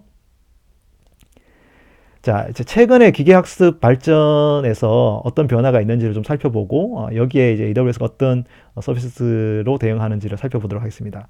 먼저 지도학습이라고 하는 것이 가장 일반적으로 많이 알려진 거죠. 슈퍼바이즈 러닝.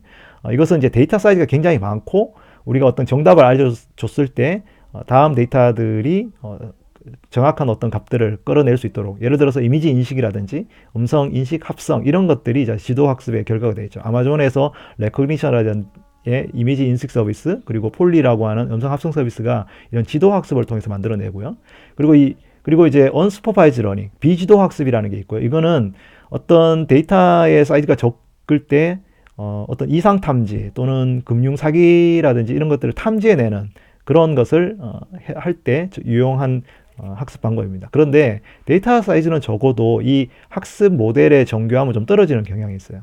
그래서 이것을 보완하기 위해서 최근에 reinforcement learning, 그래서 강화학습이라고 해서 이 강화학습이 이제 데이터가 적음에도 불구하고 더 정교한 어떤 모델을 만들 수 있는 그런 학습 모델이 되겠습니다. 그래서 이 reinforcement learning이라고 하는 것은 기존의 게임이라든지 자율주행처럼 어떤 것을 잘했을 때 보상을 주고 그 보상을 계속 받음으로써 조금 더 정교하고 똑똑해지는 그런 어떤 학습 방법이 되겠습니다. 그래서 이 강화학습을 제공해주는 서비스가 이제 새로 나오게 될 텐데요. 이 강화학습의 작동 원리라는 것은 그냥 게임에서 어떤 학습 알고리즘 테스트를 해서 점수를 많이 얻으면은 게임 하는 플레이를 하면 보상을 많이 해주고, 그렇지 않으면 이제 페널티를 조금만 주고, 그래서 점수를 많이 얻는 그런 어떤 그 고급 기법을 계속 습득을 하도록 그렇게 해주는 거죠. 그러다 보니까 이제 이 세이지 메이커에서도 이 강화학습을 위한 서비스를 제공을 하게 됐습니다. 그래서 세이지 메이커 기반의 강화학습 구축, 교육, 배포 매니지드 서비스가 되겠습니다. 다양한 이제 강화학습 알고리즘을 지원해주고요. 다양한 오픈소스 프레임워크도 당연히 지원해주고, 그리고 예제 노트북이나 튜토리얼도 제공을 해줍니다. 이 강화학습에서 많은 경우가 주로 이제 시뮬레이션을 해가지고 여기에 나온 값들에 대해서 보상을 해주는 경우가 많거든요. 그래서 오픈짐을 통해서 2D, 3D 시뮬레이션 환경도 지원을 해주고 있고요.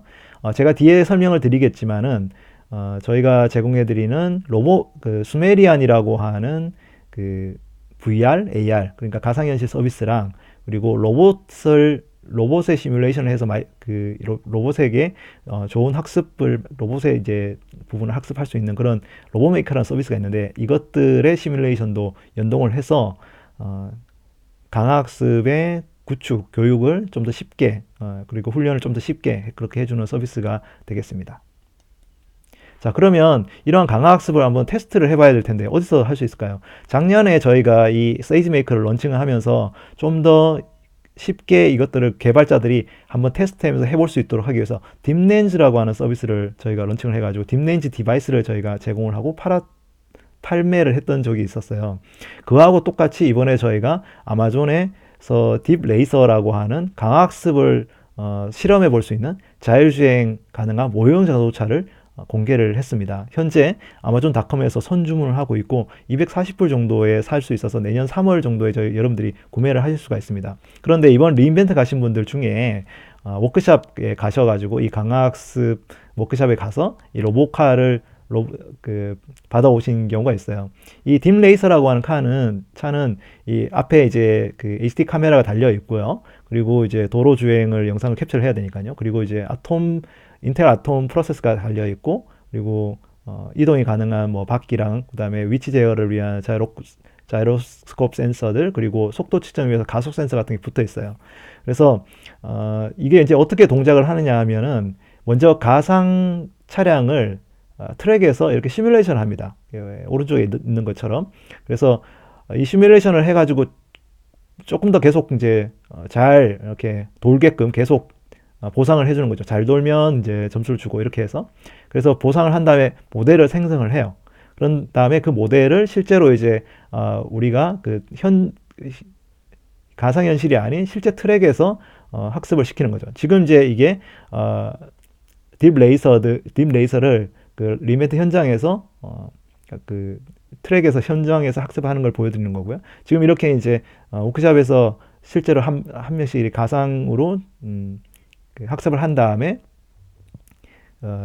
실제 트랙에서 이제 개선을 하는 거죠. 그래서 이걸 이제 뭐 여러분들이 아마 재밌네, 뭐 이걸 좀 더 재밌게 하는 방법이 없을까 이렇게 고민을 하다가 AWS가 만든 게 뭐냐면 AWS 딥레이서 리그예요.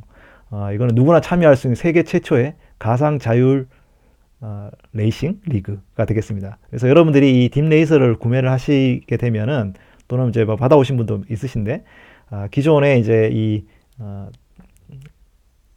강화학습용 이제 서비스를 통해 가지고 여러분들이 이제 학습을 하고, 그리고 그거를 실제 트랙에서 일종의 이제 이 정해진 트랙이 있거든요. 그래서 정해진 규격의 트랙에서 돌려서 가장 빠른 랩 타임을 끊는, 그래서 그런 분들한테 1등을 줘가지고 아마 내년에 이제 서밋에서 지역별로 리그전을 할 것 같습니다. 그런 다음에 내년 리인벤트, 2019년도 리인벤트에서 결승전을 하는 그런 이제 재밌는 이벤트를 할 예정이에요. 그러니까 여러분들 꼭 관심 있게 한번 살펴봐 주시면 좋을 것 같습니다. 자, 이제 기존에 이제 세이지메이커에 굉장히 다양한 서비스를 추가를 했고요. 이제 가장 그 윗단에 AI 서비스를 살펴보도록 하겠습니다. AI 서비스는 아까 말씀드린 대로 머신러닝이나 딥러닝 잘 몰라, 그냥 나는 그냥 우리 회사에서 만드는 서비스에다가 AI 관련한 기능을 올리고 싶어 라고 하시는 분들을 위해서 제공해드리는 AI 서비스가 되겠습니다. 그래서 아마존 레코그니션 이미지 또는 비디오에서는 여러분들이 이미지나 또는 영상을 올리기만 하면 그 안에 다양한 메타데이터들, 뭐 예를 들어서 사람 인식이라든지 아니면 사물 인식이라든지 얼굴 인식이라든지 이런 것들을 해서 API로 제공해주는 그런 서비스가 되고요. 그리고 챗봇 서비스, 그리고 음성 합성을 해주는 MP3 파일로 텍스트를 넣으면 MP3 파일로 텍스트를 뽑아주는 폴리 서비스, 그리고 음성 인식 트랜스크라이브 서비스, 그리고 문장을 넣었을 때 그 안에 주제들을 분류해주는 컴프리헨드 서비스, 그리고 다른 나라 언어로 번역을 해주는 아마존 트랜스레이트 서비스까지 제공을 해주고 있어요. 얼마 전에 한국어도 지원이 됐죠. 그래서 여러분들이 이제 트랜스레이트 서비스도 활용할 수가 있습니다. 이런 다양한 그 AI, API 서비스를 저희가 제공을 해드리고 있는데, 여전히 조금 아직까지 부족한 그런 부분, 그리고 고객들이 많이 요청한 부분이 어떤 거냐면은 개인화 또는 추천에 대해서 좋은 알고리즘이 없다는 거예요. 예를 들어 여러분의 서비스가 음악 서비스를 한다든지 영화 서비스를 한다든지 상품 판매를 한다든지 또는 문서를 뭐 어떤 뉴스 컨텐츠 서비스를 한다든지 했을 때 거의 대부분 추천 서비스를 갖게 됩니다. 그래서 뭐 이런 추천 서비스를 통해 가지고 고객들에게 좀 더 나은 경험을 제공해 주게 되는데, 이런 추천 서비스를 만들려면 다양한 데이터와 또 알고리즘과 학습과 이런 뭐 복잡한 절차를 거쳐 갖고 또 만들어야 되거든요. 그래서 여러분들이 잘 생각해 보시면 아마존에서 사실은 굉장히 이런 추천이랑 개인화를 잘해요. 왜냐하면 아마존은 이제 오래전부터 쇼핑몰을 하고 있었고, 그리고 상품 추천이라든지 아니면 개인화를 통해 가지고 매출을 많이 증대를 해왔잖아요. 그래서 이번에 AWS에서 아마존 퍼스널라이즈라고 하는 개인화 추천 서비스를 공개를 했습니다. 그래서 그 알고리즘은 아마존닷컴에서 사용하는 것하고 동일한 기술을 기반으로 하고 있거든요. 그래서 여러분들이 이 서비스를 사용하시면 아마존에서 사용하는 그런 기술을 그대로 쓴다, 이렇게 보시면 됩니다. 그래서 여러분들이 하셔야 될 것들은 뭐냐면 데이터를 집어넣으면 API를 통해서 그 결과가 나오는 거예요. 그래서 지금 이 실선 안에 있는 것들, 이것은 아마존 퍼스널라이즈가 내부적으로 하는 거고, 여러분들이 이제 뭐 앱에서 데이터 스트리밍, 페이지 뷰, 클릭 데이터들 또는 뭐 문서 제품 영상들, 뭐 아니면 다른 이제 뭐 선택사항으로 개인 정보들 이런 것들을 집어넣으면 데이터 로딩이 되고 데이터 조사, 그리고 데이터 특성을 파악해서 알고리즘을 선택한 다음에 뭐 하이퍼 파라미터 설정하고 모델 학습하고 모델 최적화해가지고 호스팅해서 실시간으로 데이터를 쫙 API로 뽑아주는 요 작업을 내부적으로 딱 한 다음에 여러분들은 그냥 결과만 받아볼 수 있는 거죠. 네, 이런 그 퍼스널라이즈 서비스를 저희가 시작을 했고요. 또 한 가지는 이제 비즈니스에서 어떤 시간에 따라서 어떤 결과에 따라서 예측을 하는 건데요. 어떤 경우에 뭐 매출이 올라갈 수도 있고 떨어질 수도 있지만 어떤 정확한 어떤 예측을 한다면 우리가 비즈니스에서 굉장히 중요한 어떤 의사결정할 때 도움이 되겠죠. 아마존도 역시 그 굉장히 다양한 그 예측을 하고 있습니다. 뭐 예를 들어서 상품을 판매하는 시기라든지 아니면 지역이라든지 고객의 성향에 따라 가지고 이게 어떻게 얼마만큼 물건이 팔릴 건지 말 건지 이런 것들에 대한 예측을 많이 하게 되잖아요. 그래서 이번에 아마존 포캐스트라고 하는 서비스도 아마존닷컴에서 사용되는 거하고 동일한 기술을 기반으로 하는 그 타임 시리즈 예측 서비스가 되겠습니다. 그래서 모든 과거의 시계열 데이터를 활용을 해가지고 간단한 몇 번의 클릭만으로 해서 아주 높은 그 정확도의 그런 예측을 하게 되고 여러분들이 직접 구축하는 것보다 10분의 1만큼의 비용만으로 충분히 할 수가 있어요. 그래서 기존에 아까 제가 말씀드린 그 시계열 DB 있죠? 타임스트림이랑 또는 뭐 여러분들이 내부에 ERP의 SAP나 아니면 오라클 서플라이 체인 같은 걸 갖고 있다면 이걸 통합적으로 해서 관리를 할 수가 있겠습니다. 그래서 구매 예측, 뭐 매출을 예측한다든지 웹사이트 트래픽을 우리가 예측한다든지 광고 수요라든지 이런 것들의 예측 모델에 활용을 할 수가 있겠습니다. 자, 아마존 포캐스트도 아마존 퍼스널라이즈랑 비슷하게 상품 판매 예측이 필요한 경우에 과거의 데이터셋, 그러니까 상품 공급망 정보, 매출 정보, 그리고 물건은 언제 뭐 날씨가 어땠는지 팔렸을 때, 이벤트를 했을 때, 어떤 이벤트를 했을 때 어떻게 물건이 팔렸는지 이런 데이터셋을 집어넣기만 하면 데이터 로딩, 뭐 그리고 특성 파악해서 알고리즘 선택한 다음에 파라미터 선택해서 학습하고 최적화해서 딱 이 작업들은 다 내부적으로 진행을 하고 여러분들한테 딱 그 데이터 넣기만 하면 맞춤형으로 예측 API 결과가 딱 나오게 됩니다. 네, 굉장히 쉽죠. 그래서 여러분들이 이제 지금 프리뷰 기간인데 좀 나중에 꼭 한번 테스트를 해보시기를 바라겠습니다. 자, 또 한 가지 많은 고객들의 요청 중에 어떤 것들이 있었냐면은 문서 내에 텍스트 정보를 추출해내는 거예요. 되게 예를 들어서 이미지라든지 PDF라든지 이런 문서에서 텍스트를 추출해낼 때 많은 경우에는 이제 수동으로 이 작업을 해가지고 매뉴얼리 이제 데이터를 뽑아내기도 하고 또는 이제 나와 있는 OCR 모델을 사용해서 활용하기도 하고 또는 예를 들어서 뭐 어떤 규칙이나 템플릿 기반으로 추출하기도 합니다. 근데 문서가 여러 가지 다른 포맷으로 있다거나 아니면 문서의 형식이 좀 가변적으로 바뀌면은 이 모델들도 쉽게 이렇게 적용되기가 쉽지가 않죠. 그래서 이런 것들이 사실 범용적인 기능인데 사실 쉽게 서비스로 나와 있는 게 아니어서 이번에 아마존에서 텍스트 트랙트라고 하는 서비스를 런칭을 했는데 이거는 이제 문서에서 텍스트와 데이터를 뽑아냅니다. 근데 우리가 조금 더 살펴볼 것은 이걸 의미적으로 뽑아내는 그런 OCR 서비스가 되겠습니다. 예를 들어 지금 오른쪽에 보시면은 PDF로 되어 있는 논문이 있는데 그 논문에 그냥 일반 텍스트를 뽑아내는 건 쉽겠죠. 그렇지만 거기에 테이블이 있잖아요. 그래서 테이블에 있는 것을 우리가 아마존 텍스트랙트로 쓰면은 그 테이블들을 이렇게 테이블 값으로 컬럼 베이스로 이렇게 만든 다음에 그거를 실제로 나중에 필요하다면 오로라에다 바로 이제 임포트를 할 수 있는 뭐 DB에 임포트를 할 수 있는 그런 어떤 기능도 가능할 것 같고요. 또는 이제 PDF에 보면은 문서 양식이 있지 않습니까?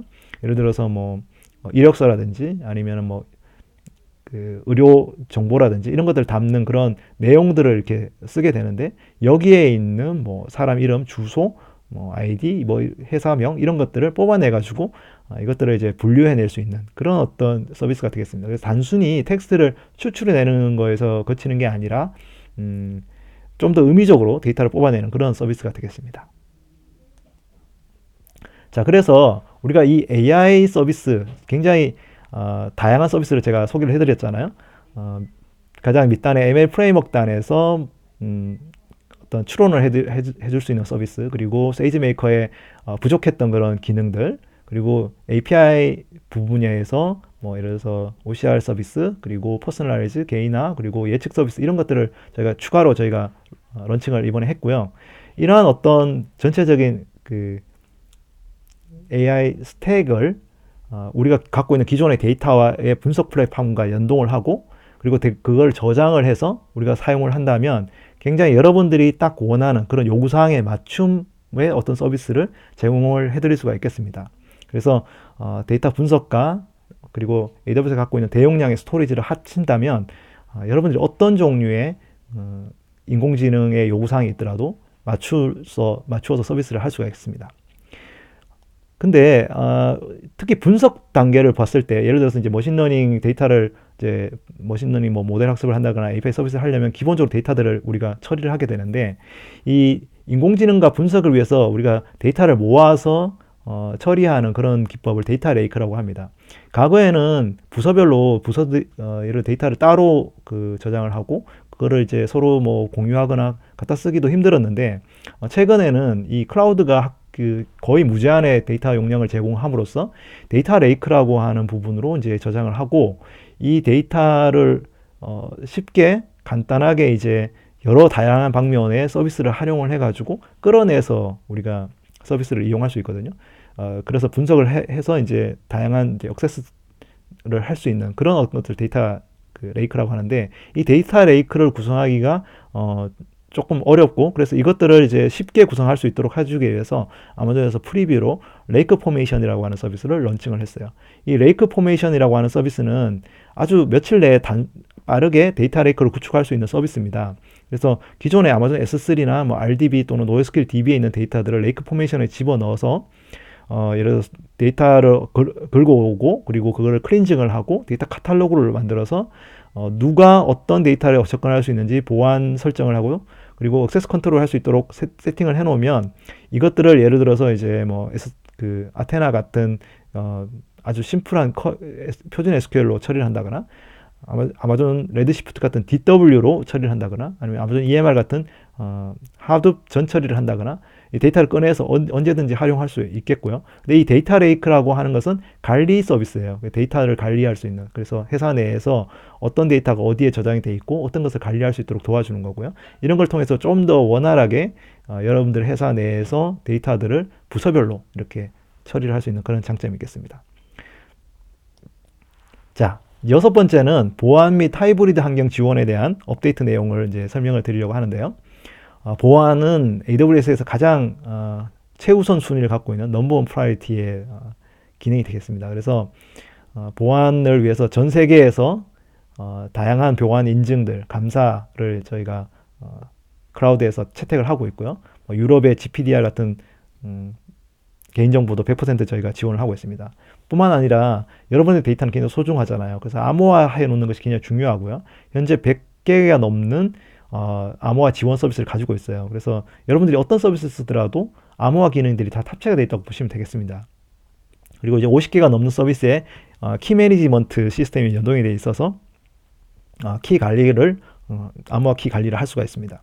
뿐만 아니라 다양한 위협探지 및 애플리케이션 보안을 제공을 해주게 됩니다. 그래서 AI 기반의 침입 탐지나 로그 분석을 위해서 뭐 가드 듀티나 메이시 같은 서비스가 있고요. 그리고 웹 방화벽, 뭐 디도스 공격 탐지, 그리고 이제 여러분들이 많이 쓰시는 세부적인 접근 제어를 하는 IAM 서비스, 그리고 이제 보안 감사를 보고할 수 있는 인스펙터 같은 기능들을 제공을 해주고요. 이런 것들을 충분히 이제 데이터로 로그를 넣어서 관리할 수 있는 클라우드 트레일, 그리고 뭐 아마존 클라우드 와치 같은 서비스가 있습니다. 여기에 추가적으로 여러분들이 조금 더 보안과 그리고 이런 제어를 쉽게 할 수 있도록 하기 위해서 AWS 컨트롤 타워와 시큐리티 허브라고 하는 서비스를 새로 추가를 했는데요.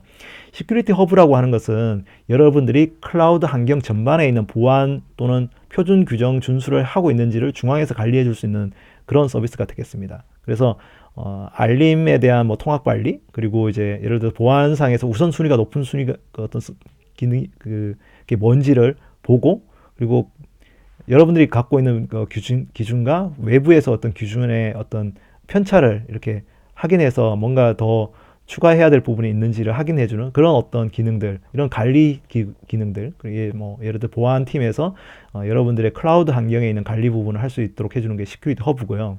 그리고 대부분의 이제 많은 회사들이 계정을 하나만 쓰는 게 아니고 여러 계정을 쓰게 됩니다. 한 팀에서도 예를 들어서 뭐 개발 계정, 그 다음에 뭐 테스트 계정, 프로덕션 계정 이렇게 갖고 있을 수 있고, 그리고 이제 부서별로 팀별로도 이렇게 계정을 많이 갖게 되잖아요. 그래서 회사가 좀 커지면 계정을 많이 갖게 되고 그 멀티 계정들을 어떻게 외부 접근하고 있는지 이런 것들을 안전하게 관리를 해주는 게 필요합니다. 그래서 이 AWS 컨트롤 타워는 멀티 계정 환경하에서 접근 제어라든지 이런 것들을 모범 사례를 통해서 랜딩 존을 만들고 여기에 이제 이것들을 정책을 원활하게 구성을 해서 어떤 팀이 어떤 계정을 어떻게 활용하고 있는지를 좀 더 투명하고 가시적으로 볼 수 있도록 해주는 서비스입니다. AWS에서 오거나이제이션이라고 하는 서비스가 있는데 이 서비스는 멀티 계정을 만들고 운영만 할 수 있는 거고요. 이 컨트롤 타워는 그것들을 이제 조금 더 관리하고 접근 제어를 하고 그리고 이거를 이제 실제로 이제 눈으로 통합적으로 볼 수 있는 그런 서비스가 되겠습니다. 자, AWS에서 하이브리드 환경 구축 옵션을 많이 제공을 해주고 있어요. 즉 다시 말해서 여러분들의 데이터 센터와 그리고 AWS 통합하는 그런 어떤 서비스를 제공을 해드리는데 왜 그러냐면 여전히 이제 많은 경우 데이터 센터에서 클라우드로 옮기고 있지만 그럼에도 불구하고 여전히 데이터 센터를 써야 되는 그런 업무가 있을 수 있습니다. 그리고 사실 여러분의 회사는 기존에 오프라인에 있잖아요. 그래서 기존의 회사에 있는 인프라하고 클라우드에 연결할 경우에도 이제 예를 들어서 다이렉트 커넥트 같은 전용선을 사용을 하고요. 그리고 이제 뭐 필요하다면 스토리지 게이트웨이를 통해서 그 스토리지 싱크를 하기도 하고요. 그리고 기존의 IAM이나 아니면 이런 코드 디플로이 이런 걸 통해 가지고 이제 양쪽에 배포도 하고 이런 것들을 이제 통합 환경을 제공을 해드리고 있어요. 많은 경우 이제 온프라미스에서 인프라를 운영하는 회사들이 이제 VMware로 프라이빗 클라우드를 운영하는 경우가 많잖아요. 그래서 많은 고객들의 요청이 있어서 저희가 VMware on AWS, 즉 VMware 소프트웨어에서 AWS를 운영할 수 있도록, AWS 서비스를 운영할 수 있도록 하는 서비스를 작년에 저희가 런칭을 했고, 올해 그 대부분 이제 EC2만 이제 그 VMware on AWS에서 올라갈 수 있었는데, 얼마 전에 이제 RDS도 VMware에서 올릴 수 있도록 하는 서비스를 런칭을 했습니다.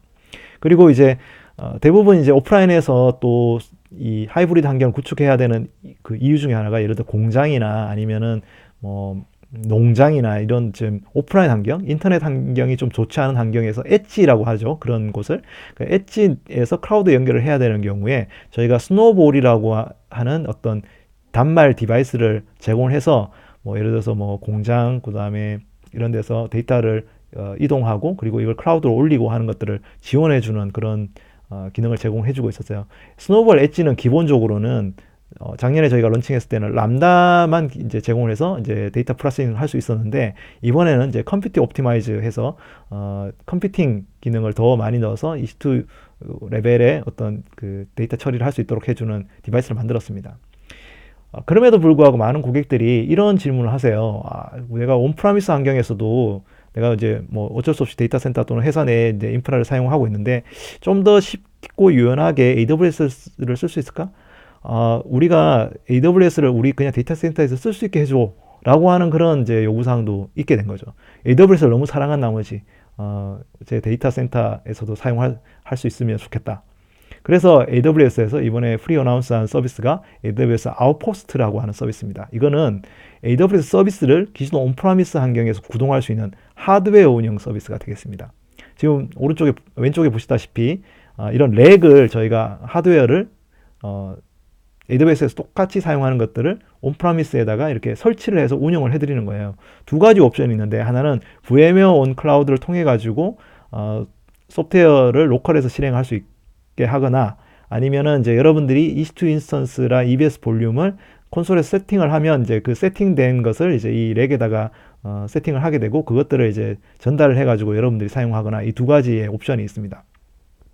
그래서 지금은 이제 여러분들이 원하는 EC2 인스턴스를 선택을 해서 여러분들 콘솔에서 처리를 하고 이제 렉을 사면 이제 AWS에서 렉을 딱 그 구매를 이제 이거를 배송을 딱 해서 여러분들 데이터 센터에 설치를 해드리고 운영을 해드리게 되는 겁니다. 네. 그래서 많은 분들이 다른 어떤 서비스 프로바이더들은 어떤 뭐 그냥 하드웨어 벤더랑 소프트웨어만 딱 제공해줘 너들이 설치해서 알아서 써라 뭐 이런 식으로 하게 되는데 이건 그렇지 않고요. AWS에서 이제 직접 그 하드웨어와 그 운영 서비스를 다 제공해 주는 그런 서비스가 되겠습니다. 자, 그러면 이제 이러한 어떤 AWS의 다양한 어떤 서비스를 활용해서 여러분들이 클라우드 기반으로 아키텍처를 구성을 했으면 이게 정말 클라우드에 정말 적합한 아키텍처인지를 조금 여러분들이 고민해 보셔야 될 필요가 있어요. 그래서 저희가 2012년도부터 웰 아키텍트라고 하는 프로그램을 만들고 시작했고요. 클라우드 네이티브하게 여러분들의 아키텍처를 구성하고 있는가 이렇게 검사를 해주는 그런 기능이 되겠습니다. 그래서 AWS에 있는 솔루션 아키텍트들이 직접 여러분들의 아키텍처 리뷰를 하고 질문을 던지고 한 4개 부분에서 추가적으로 검증을 하고 또 다양한 어떤 그 렌즈를 통해서 뭐 서버리스, HPC 또는 IoT 이런 렌즈를 통해서 이제 여러분들의 아키텍처가 좋은지를 검사해주는 그런 기능이 되겠습니다. 그래서 여러분들이 AWS의 웰 아키텍트라고 하는 웹사이트에 가시면 뭐 기술 백서도 있고요. 그리고 무료 온라인 교육도 제공을 해드리고 있고 그리고 다양한 백서도 제공을 해드리고 있습니다. 현재 웰 아키텍트는 5개 정도의 필러로 구성이 되어 있어요. 5개 부분으로 되어 있고 운영 탁월성, 오퍼레이션 엑셀런시, 그 다음에 보안, 시큐리티, 신뢰성, 그 다음에 성능성, 퍼포먼스, 비용 최적화, 코스트 옵티마이제이션 이렇게 5가지의 필라에서 여러분들의 아키텍처가 진짜 클라우드에 정말 최적하게 만들어졌는지를 확인하는 거고요. 이 검토 과정은 여러분들이 이제 어카운트 매니저한테 AWS에 있는 직원한테 요청을 하시면 회사에 있는 저희 회사의 솔루션 아키텍트와 또는 컨설팅 파트너 회사가 직접 나가가지고 오프라인에서 여러분들의 아키텍처를 검사를 해드리게 됩니다. 그런데 이것도 조금 쉽지 않죠. 이걸 이제 계속 오프라인에서 받는다는 것이. 그래서 이번에 저희가 새로 만든 그 서비스가 AWS 웰 아키텍트 툴이라고 하는 서비스고요. 이 서비스는 이제 여러분들이 웰 아키텍트 모범 사례를 활용해서 여러분들이 갖고 있는 아키텍처를 직접 측정하고 그리고 뭘 바꿔야 되는지를 이제 어떤 그 나오게 되면 그걸 이제 여러분들이 아키텍처 바꿀 수 있는 그런 작업 계획을 만들고 할 수 있도록 해서 아키텍처가 발전함에 따라서 가장 이제 클라우드 네이티브한 아키텍처를 구성할 수 있도록 도와주는 그런 서비스가 되겠습니다. 자, 그래서 여러분들 그 클라우드에서는 기존에 사실 데이터 센터에서 하던 아키텍처로 구성을 하면 안 돼요. 그래서 우리 아마존닷컴의 CTO 분께서 이렇게 지켜보고 있습니다. 그래서 꼭 웰 아키텍트로 구성하시길 바라고요. 다양한 자료도 있고 이번에 또 새로 웰 아키텍트 툴이라고 하는 서비스도 나왔으니까 꼭 한번 테스트를 해봐 주시기면 감사하겠습니다. 자, 이제 마지막으로요. 긴 시간 왔네요. 차세대 산업을 위해서 우리가 어떤 새로운 서비스를 만들었는지를 좀 소개를 해드릴 텐데요. 여기 보시면 이제 IoT, 로봇, 우주산업 이런 것들이 있죠. 사실 AWS가 새로 그 클라우드 서비스를 처음 런칭을 할 때는 굉장히 많은 뭐 스타트업들이나 이런 회사들이 그 IT 인프라를 인터넷에서 서비스를 만들기 위해서 IT 인프라를 구매를 하고 그거를 운영하고 사고 그다음에 설치하고 하는 것들이 굉장히 높은 진입 장벽이 있었죠. 아마존조차도 사실 그 인터넷 서비스를 운영하는데 굉장히 많은 비용이 들었었으니까요. 그래서 AWS가 처음 클라우드 서비스 시작할 때는 그런 분들이 좀 더 낮은 비용으로 진입 장벽을 낮추고 그래서 인터넷 서비스에 누구나 쉽게 들어와서 경쟁할 수 있도록 해주는 그런 기회를 넓히고자 AWS 클라우드를 만들었거든요. 그래서 오늘 지금 여기서 소개해 드리려고 하는 것도 사실은 굉장히 고비용의 비즈니스인데 진입 장벽이 있어서 우리가 쉽게 진입하기 힘든 부분을 설명을 드리려고 합니다. 가장 먼저는 이제 IoT죠. IoT라는 거는 이제 하드웨어도 필요하고 엣지에서 네트워크도 필요하고 손쉽게 이렇게 참여하기는 어려운 그런 서비스가 되겠습니다.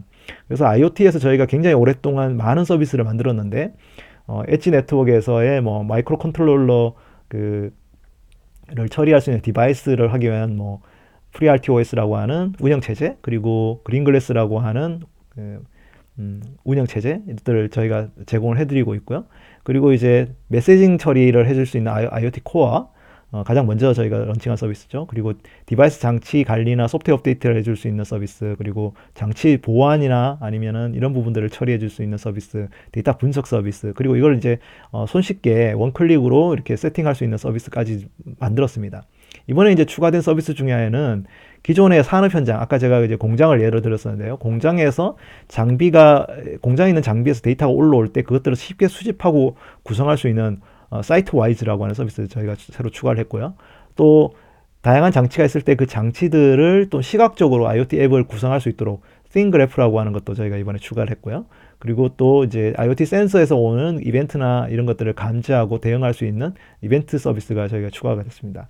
여기 이제 제가 있지는 않지만은 이제 이 FreeRTOS에 있는 마이크로 컨트롤러 디바이스를 테스트할 수 있는 IoT 테스터 서비스도 저희가 프리 어나운스를 했거든요. 그래서 굉장히 많은 그 IoT 서비스가 있잖아요. 그래서 여러분들이 어떤 IoT 기능을 구성을 하려고 할 때 굳이 소프트웨어를 다 만들지 않아도 이 엣지 네트워크부터 클라우드까지, OS부터 분석까지 다양한 그 기능을 활용해서 여러분들이 서비스를 만들어낼 수가 있겠습니다. 그런데 최근에 이제 4차 산업혁명 시대에 가장 이제 대표적인 뭐 제조라든지 이런 데서 많이 사용하는 게 로봇이잖아요. 근데 이제 로봇을 가지고 여러분들이 스타트업을 만든다? 이런 생각을 한번 해보신다면, 이게 진입하기가 쉽지 않겠죠. 제조 회사에서 쓰는 그런 로봇을 스타트업 회사가 만든다? 이런 어떤 이 로봇을 지능형으로 만들기 위해서 우선은 기계학습 전문 기술이 필요해요. 그래서 이 머신러닝을 통해 가지고 학습을 하고 기계가 조금 더 똑똑해지게 만들고, 그렇게 만들어진 기계를 프로타입을 만들어서 그걸 지속적으로 만든 다음에 실제 이제 물리적인 기계로 로봇으로 만들어서 조립을 하고, 그런 시간도 굉장히 많이 걸리고, 또 이러한 부분들을 현실에 가깝게 시뮬레이션을 만들어서 구축을 할 때도 굉장히 시간이 많이 걸립니다. 그 전체적인 통합을 만드는 소프트웨어를 통합해 가지고 운영하는 것도 보통 일은 아니겠죠. 그래서 AWS에서 이런 로봇 산업의 스타트업을 지원하기 위해서 저희가 만든 서비스가 로봇메이커라고 하는 서비스고요.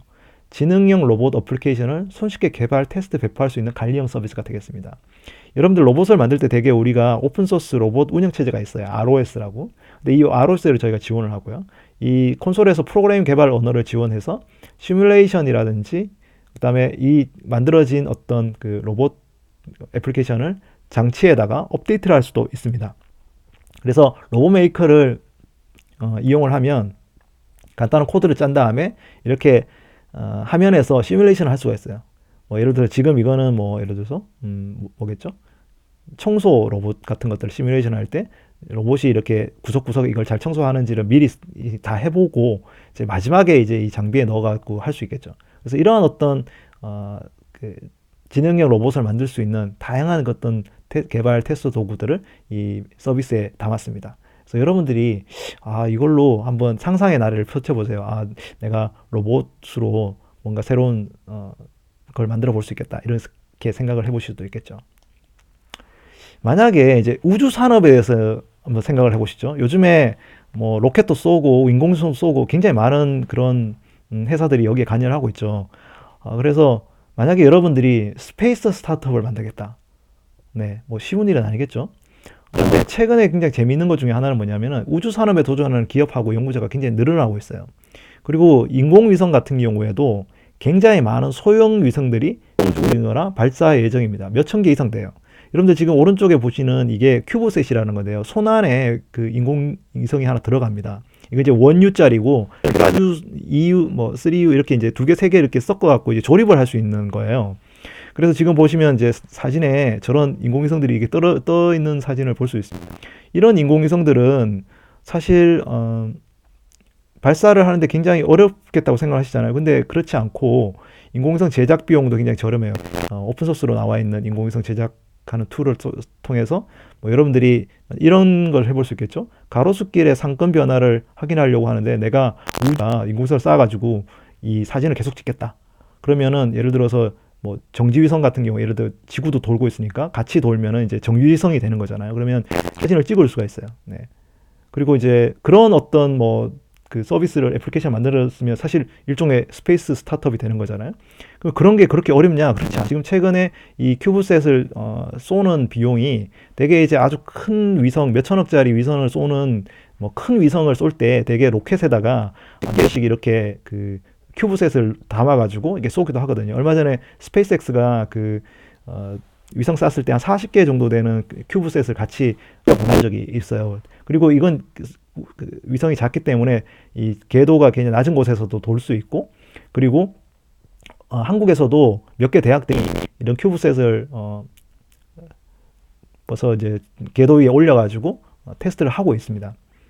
그래서 여러분들이 이런 걸 하려고 하는데 문제가 되는 것들이 여전히 있는 게 뭐냐면은 위성을 제어를 하기 위해서 지상국을 만들거나 아니면 안테나를 있는 회사에 장기 임대를 해야 돼요. 그리고 데이터를 이게 전송을 하고 주고받으려면 사실 위성 데이터 처리를 할 때는 대역폭을 구매해야 되거든요. 이게 굉장히 비용이 비싸요. 그리고 이걸 이제 확장을 하려면 물리적인 설비나 투자를 해야 돼요. 그래서 만약에 스페이스 스타트업으로 이걸 한다 그러면 이게 보통 일이 아닌 거죠. 그래서 이게 AWS가 처음에 클라우드를 만들었을 때 스타트업들이 인터넷 사업에 손쉽게 빨리 들어와서 기회비용을 줄이고, 그리고 이제 다양한 어떤 실험을 해볼 수 있도록 하기 위한 것이 이제 클라우드의 어떤 장점이었는데, 이와 같이 AWS도 이번에 그라운드 스테이션이라고 하는 서비스를 론칭을 했습니다. 이거는 인공위성 제어 데이터 송수신을 위해서 만든 완전 관리 매니지드 서비스예요. 여러분들이 우주 스타트업이다 그러면 창업 비용을 획기적으로 절감을 할 수가 있습니다. 위성 안테나를 지금은 이제 미국의 오하이오와 그다음에 버지니아의 두 군데에다가 달아놨어요. 그래가지고 저궤도 또는 중궤도의 위성들을 제어할 수가 있고요. 그리고 뭐 다양한 밴드, 위성 연결 밴드들을 제공하고 링크를 제공해서 데이터들을 다운로드를 할 수 있습니다. 여러분들이 이제 그 위성 수신 송수인 스케줄을 예약을 하고, 그리고 이제 여러분들이 위성 쳐면은 이제 운영을 할 수 있겠고요. 그렇게 전송받은 데이터는 클라우드에서 손쉽게 분석을 해가지고 여러분들이 활용을 할 수가 있겠죠. 자, 그라운드 스테이션 서비스를 여러분들이 이제 위성을 쏘는데 비용이 얼마나 들까? 어떻게 보면은 이제 몇백에서 몇천까지 이제 비용이 들 수도 있습니다만은, 여러분들이 자기 서비스를 만들어서 위성을 활용한 서비스를 만들 수도 있겠고요.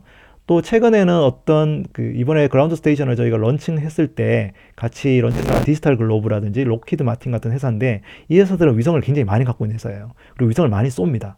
근데 기존의 위성들은 좀 지나고 나면 이제 사실은 새로운 위성을 올리면 좀 옛날 위성들은 조금 이제 레가시가 되잖아요. 근데 뭐 위성을 어떻게 처치고 올라가니까 이걸 만약에 빌려주는 서비스도 가능하거든요. 그래서 이 그라운드 스테이션이 단순히 위성을 제어하는 것뿐만 아니라 위성을 갖고 있는 회사들이 이 그라운드 스테이션을 통해서 위성을 빌려주는 서비스도 아마 가능할 것 같고요.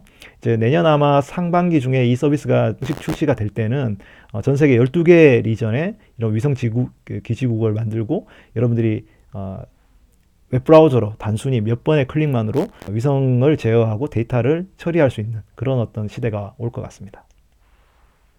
자, 이제 그 외에도 다양한 신규 기능이 많이 발표가 됩니다. 그래서 이러한 신규 기능을 살펴보시려면 AWS의 신규 웹사이트, 신규 서비스 페이지 링크를 참고하시면 좋을 것 같고요.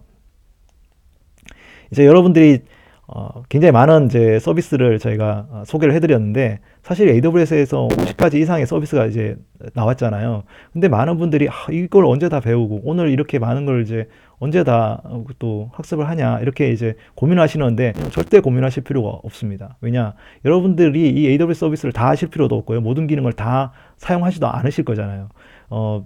AWS에서 중에 AWS 서비스를 가장 많이 쓰는 서비스도 회사도 한 뭐 40개 정도 쓰면 굉장히 많이 쓰고, 대부분은 5, 6개 정도의 그 서비스를 활용을 합니다. 그래서 여러분들이 갖고 있는 서비스에 해당되는 AWS의 기능들만 골라서 공부하시고, 또 이런 것들이 있구나, 것처럼 이제 1시간 뭐 좀 넘게 이런 거 새로운 것들이 나왔구나 정도만 알고 계셔서 어떤 새로운 비즈니스를 할 때, 새로운 아이디어를 구현할 때, 그래 그거 써보면 좋겠구나, 이렇게 이제 기억만 하실 수 있으면 될 것 같습니다. 네, 그래서 이제는 여러분들이 클라우드 안에서는 여러분들이 어떤 아이디어 그리고 상상의 나래를 펴고 이걸 하게 되면 가능할까? 라고 하는 상상의 나래를 펴서서 다양한 어떤 새로운 어떤 혁신적인 그런 서비스들을 만들어 보시면 좋을 것 같습니다. 자, 굉장히 오랜 시간 동안 오늘 이 AWS 리인벤트에서 나온 서비스에 대해서 소개를 해드렸고요.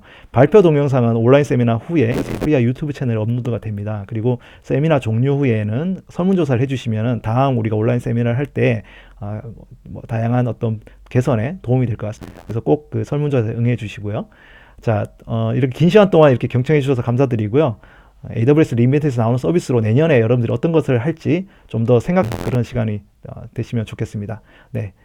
경청해 주셔서 감사드립니다.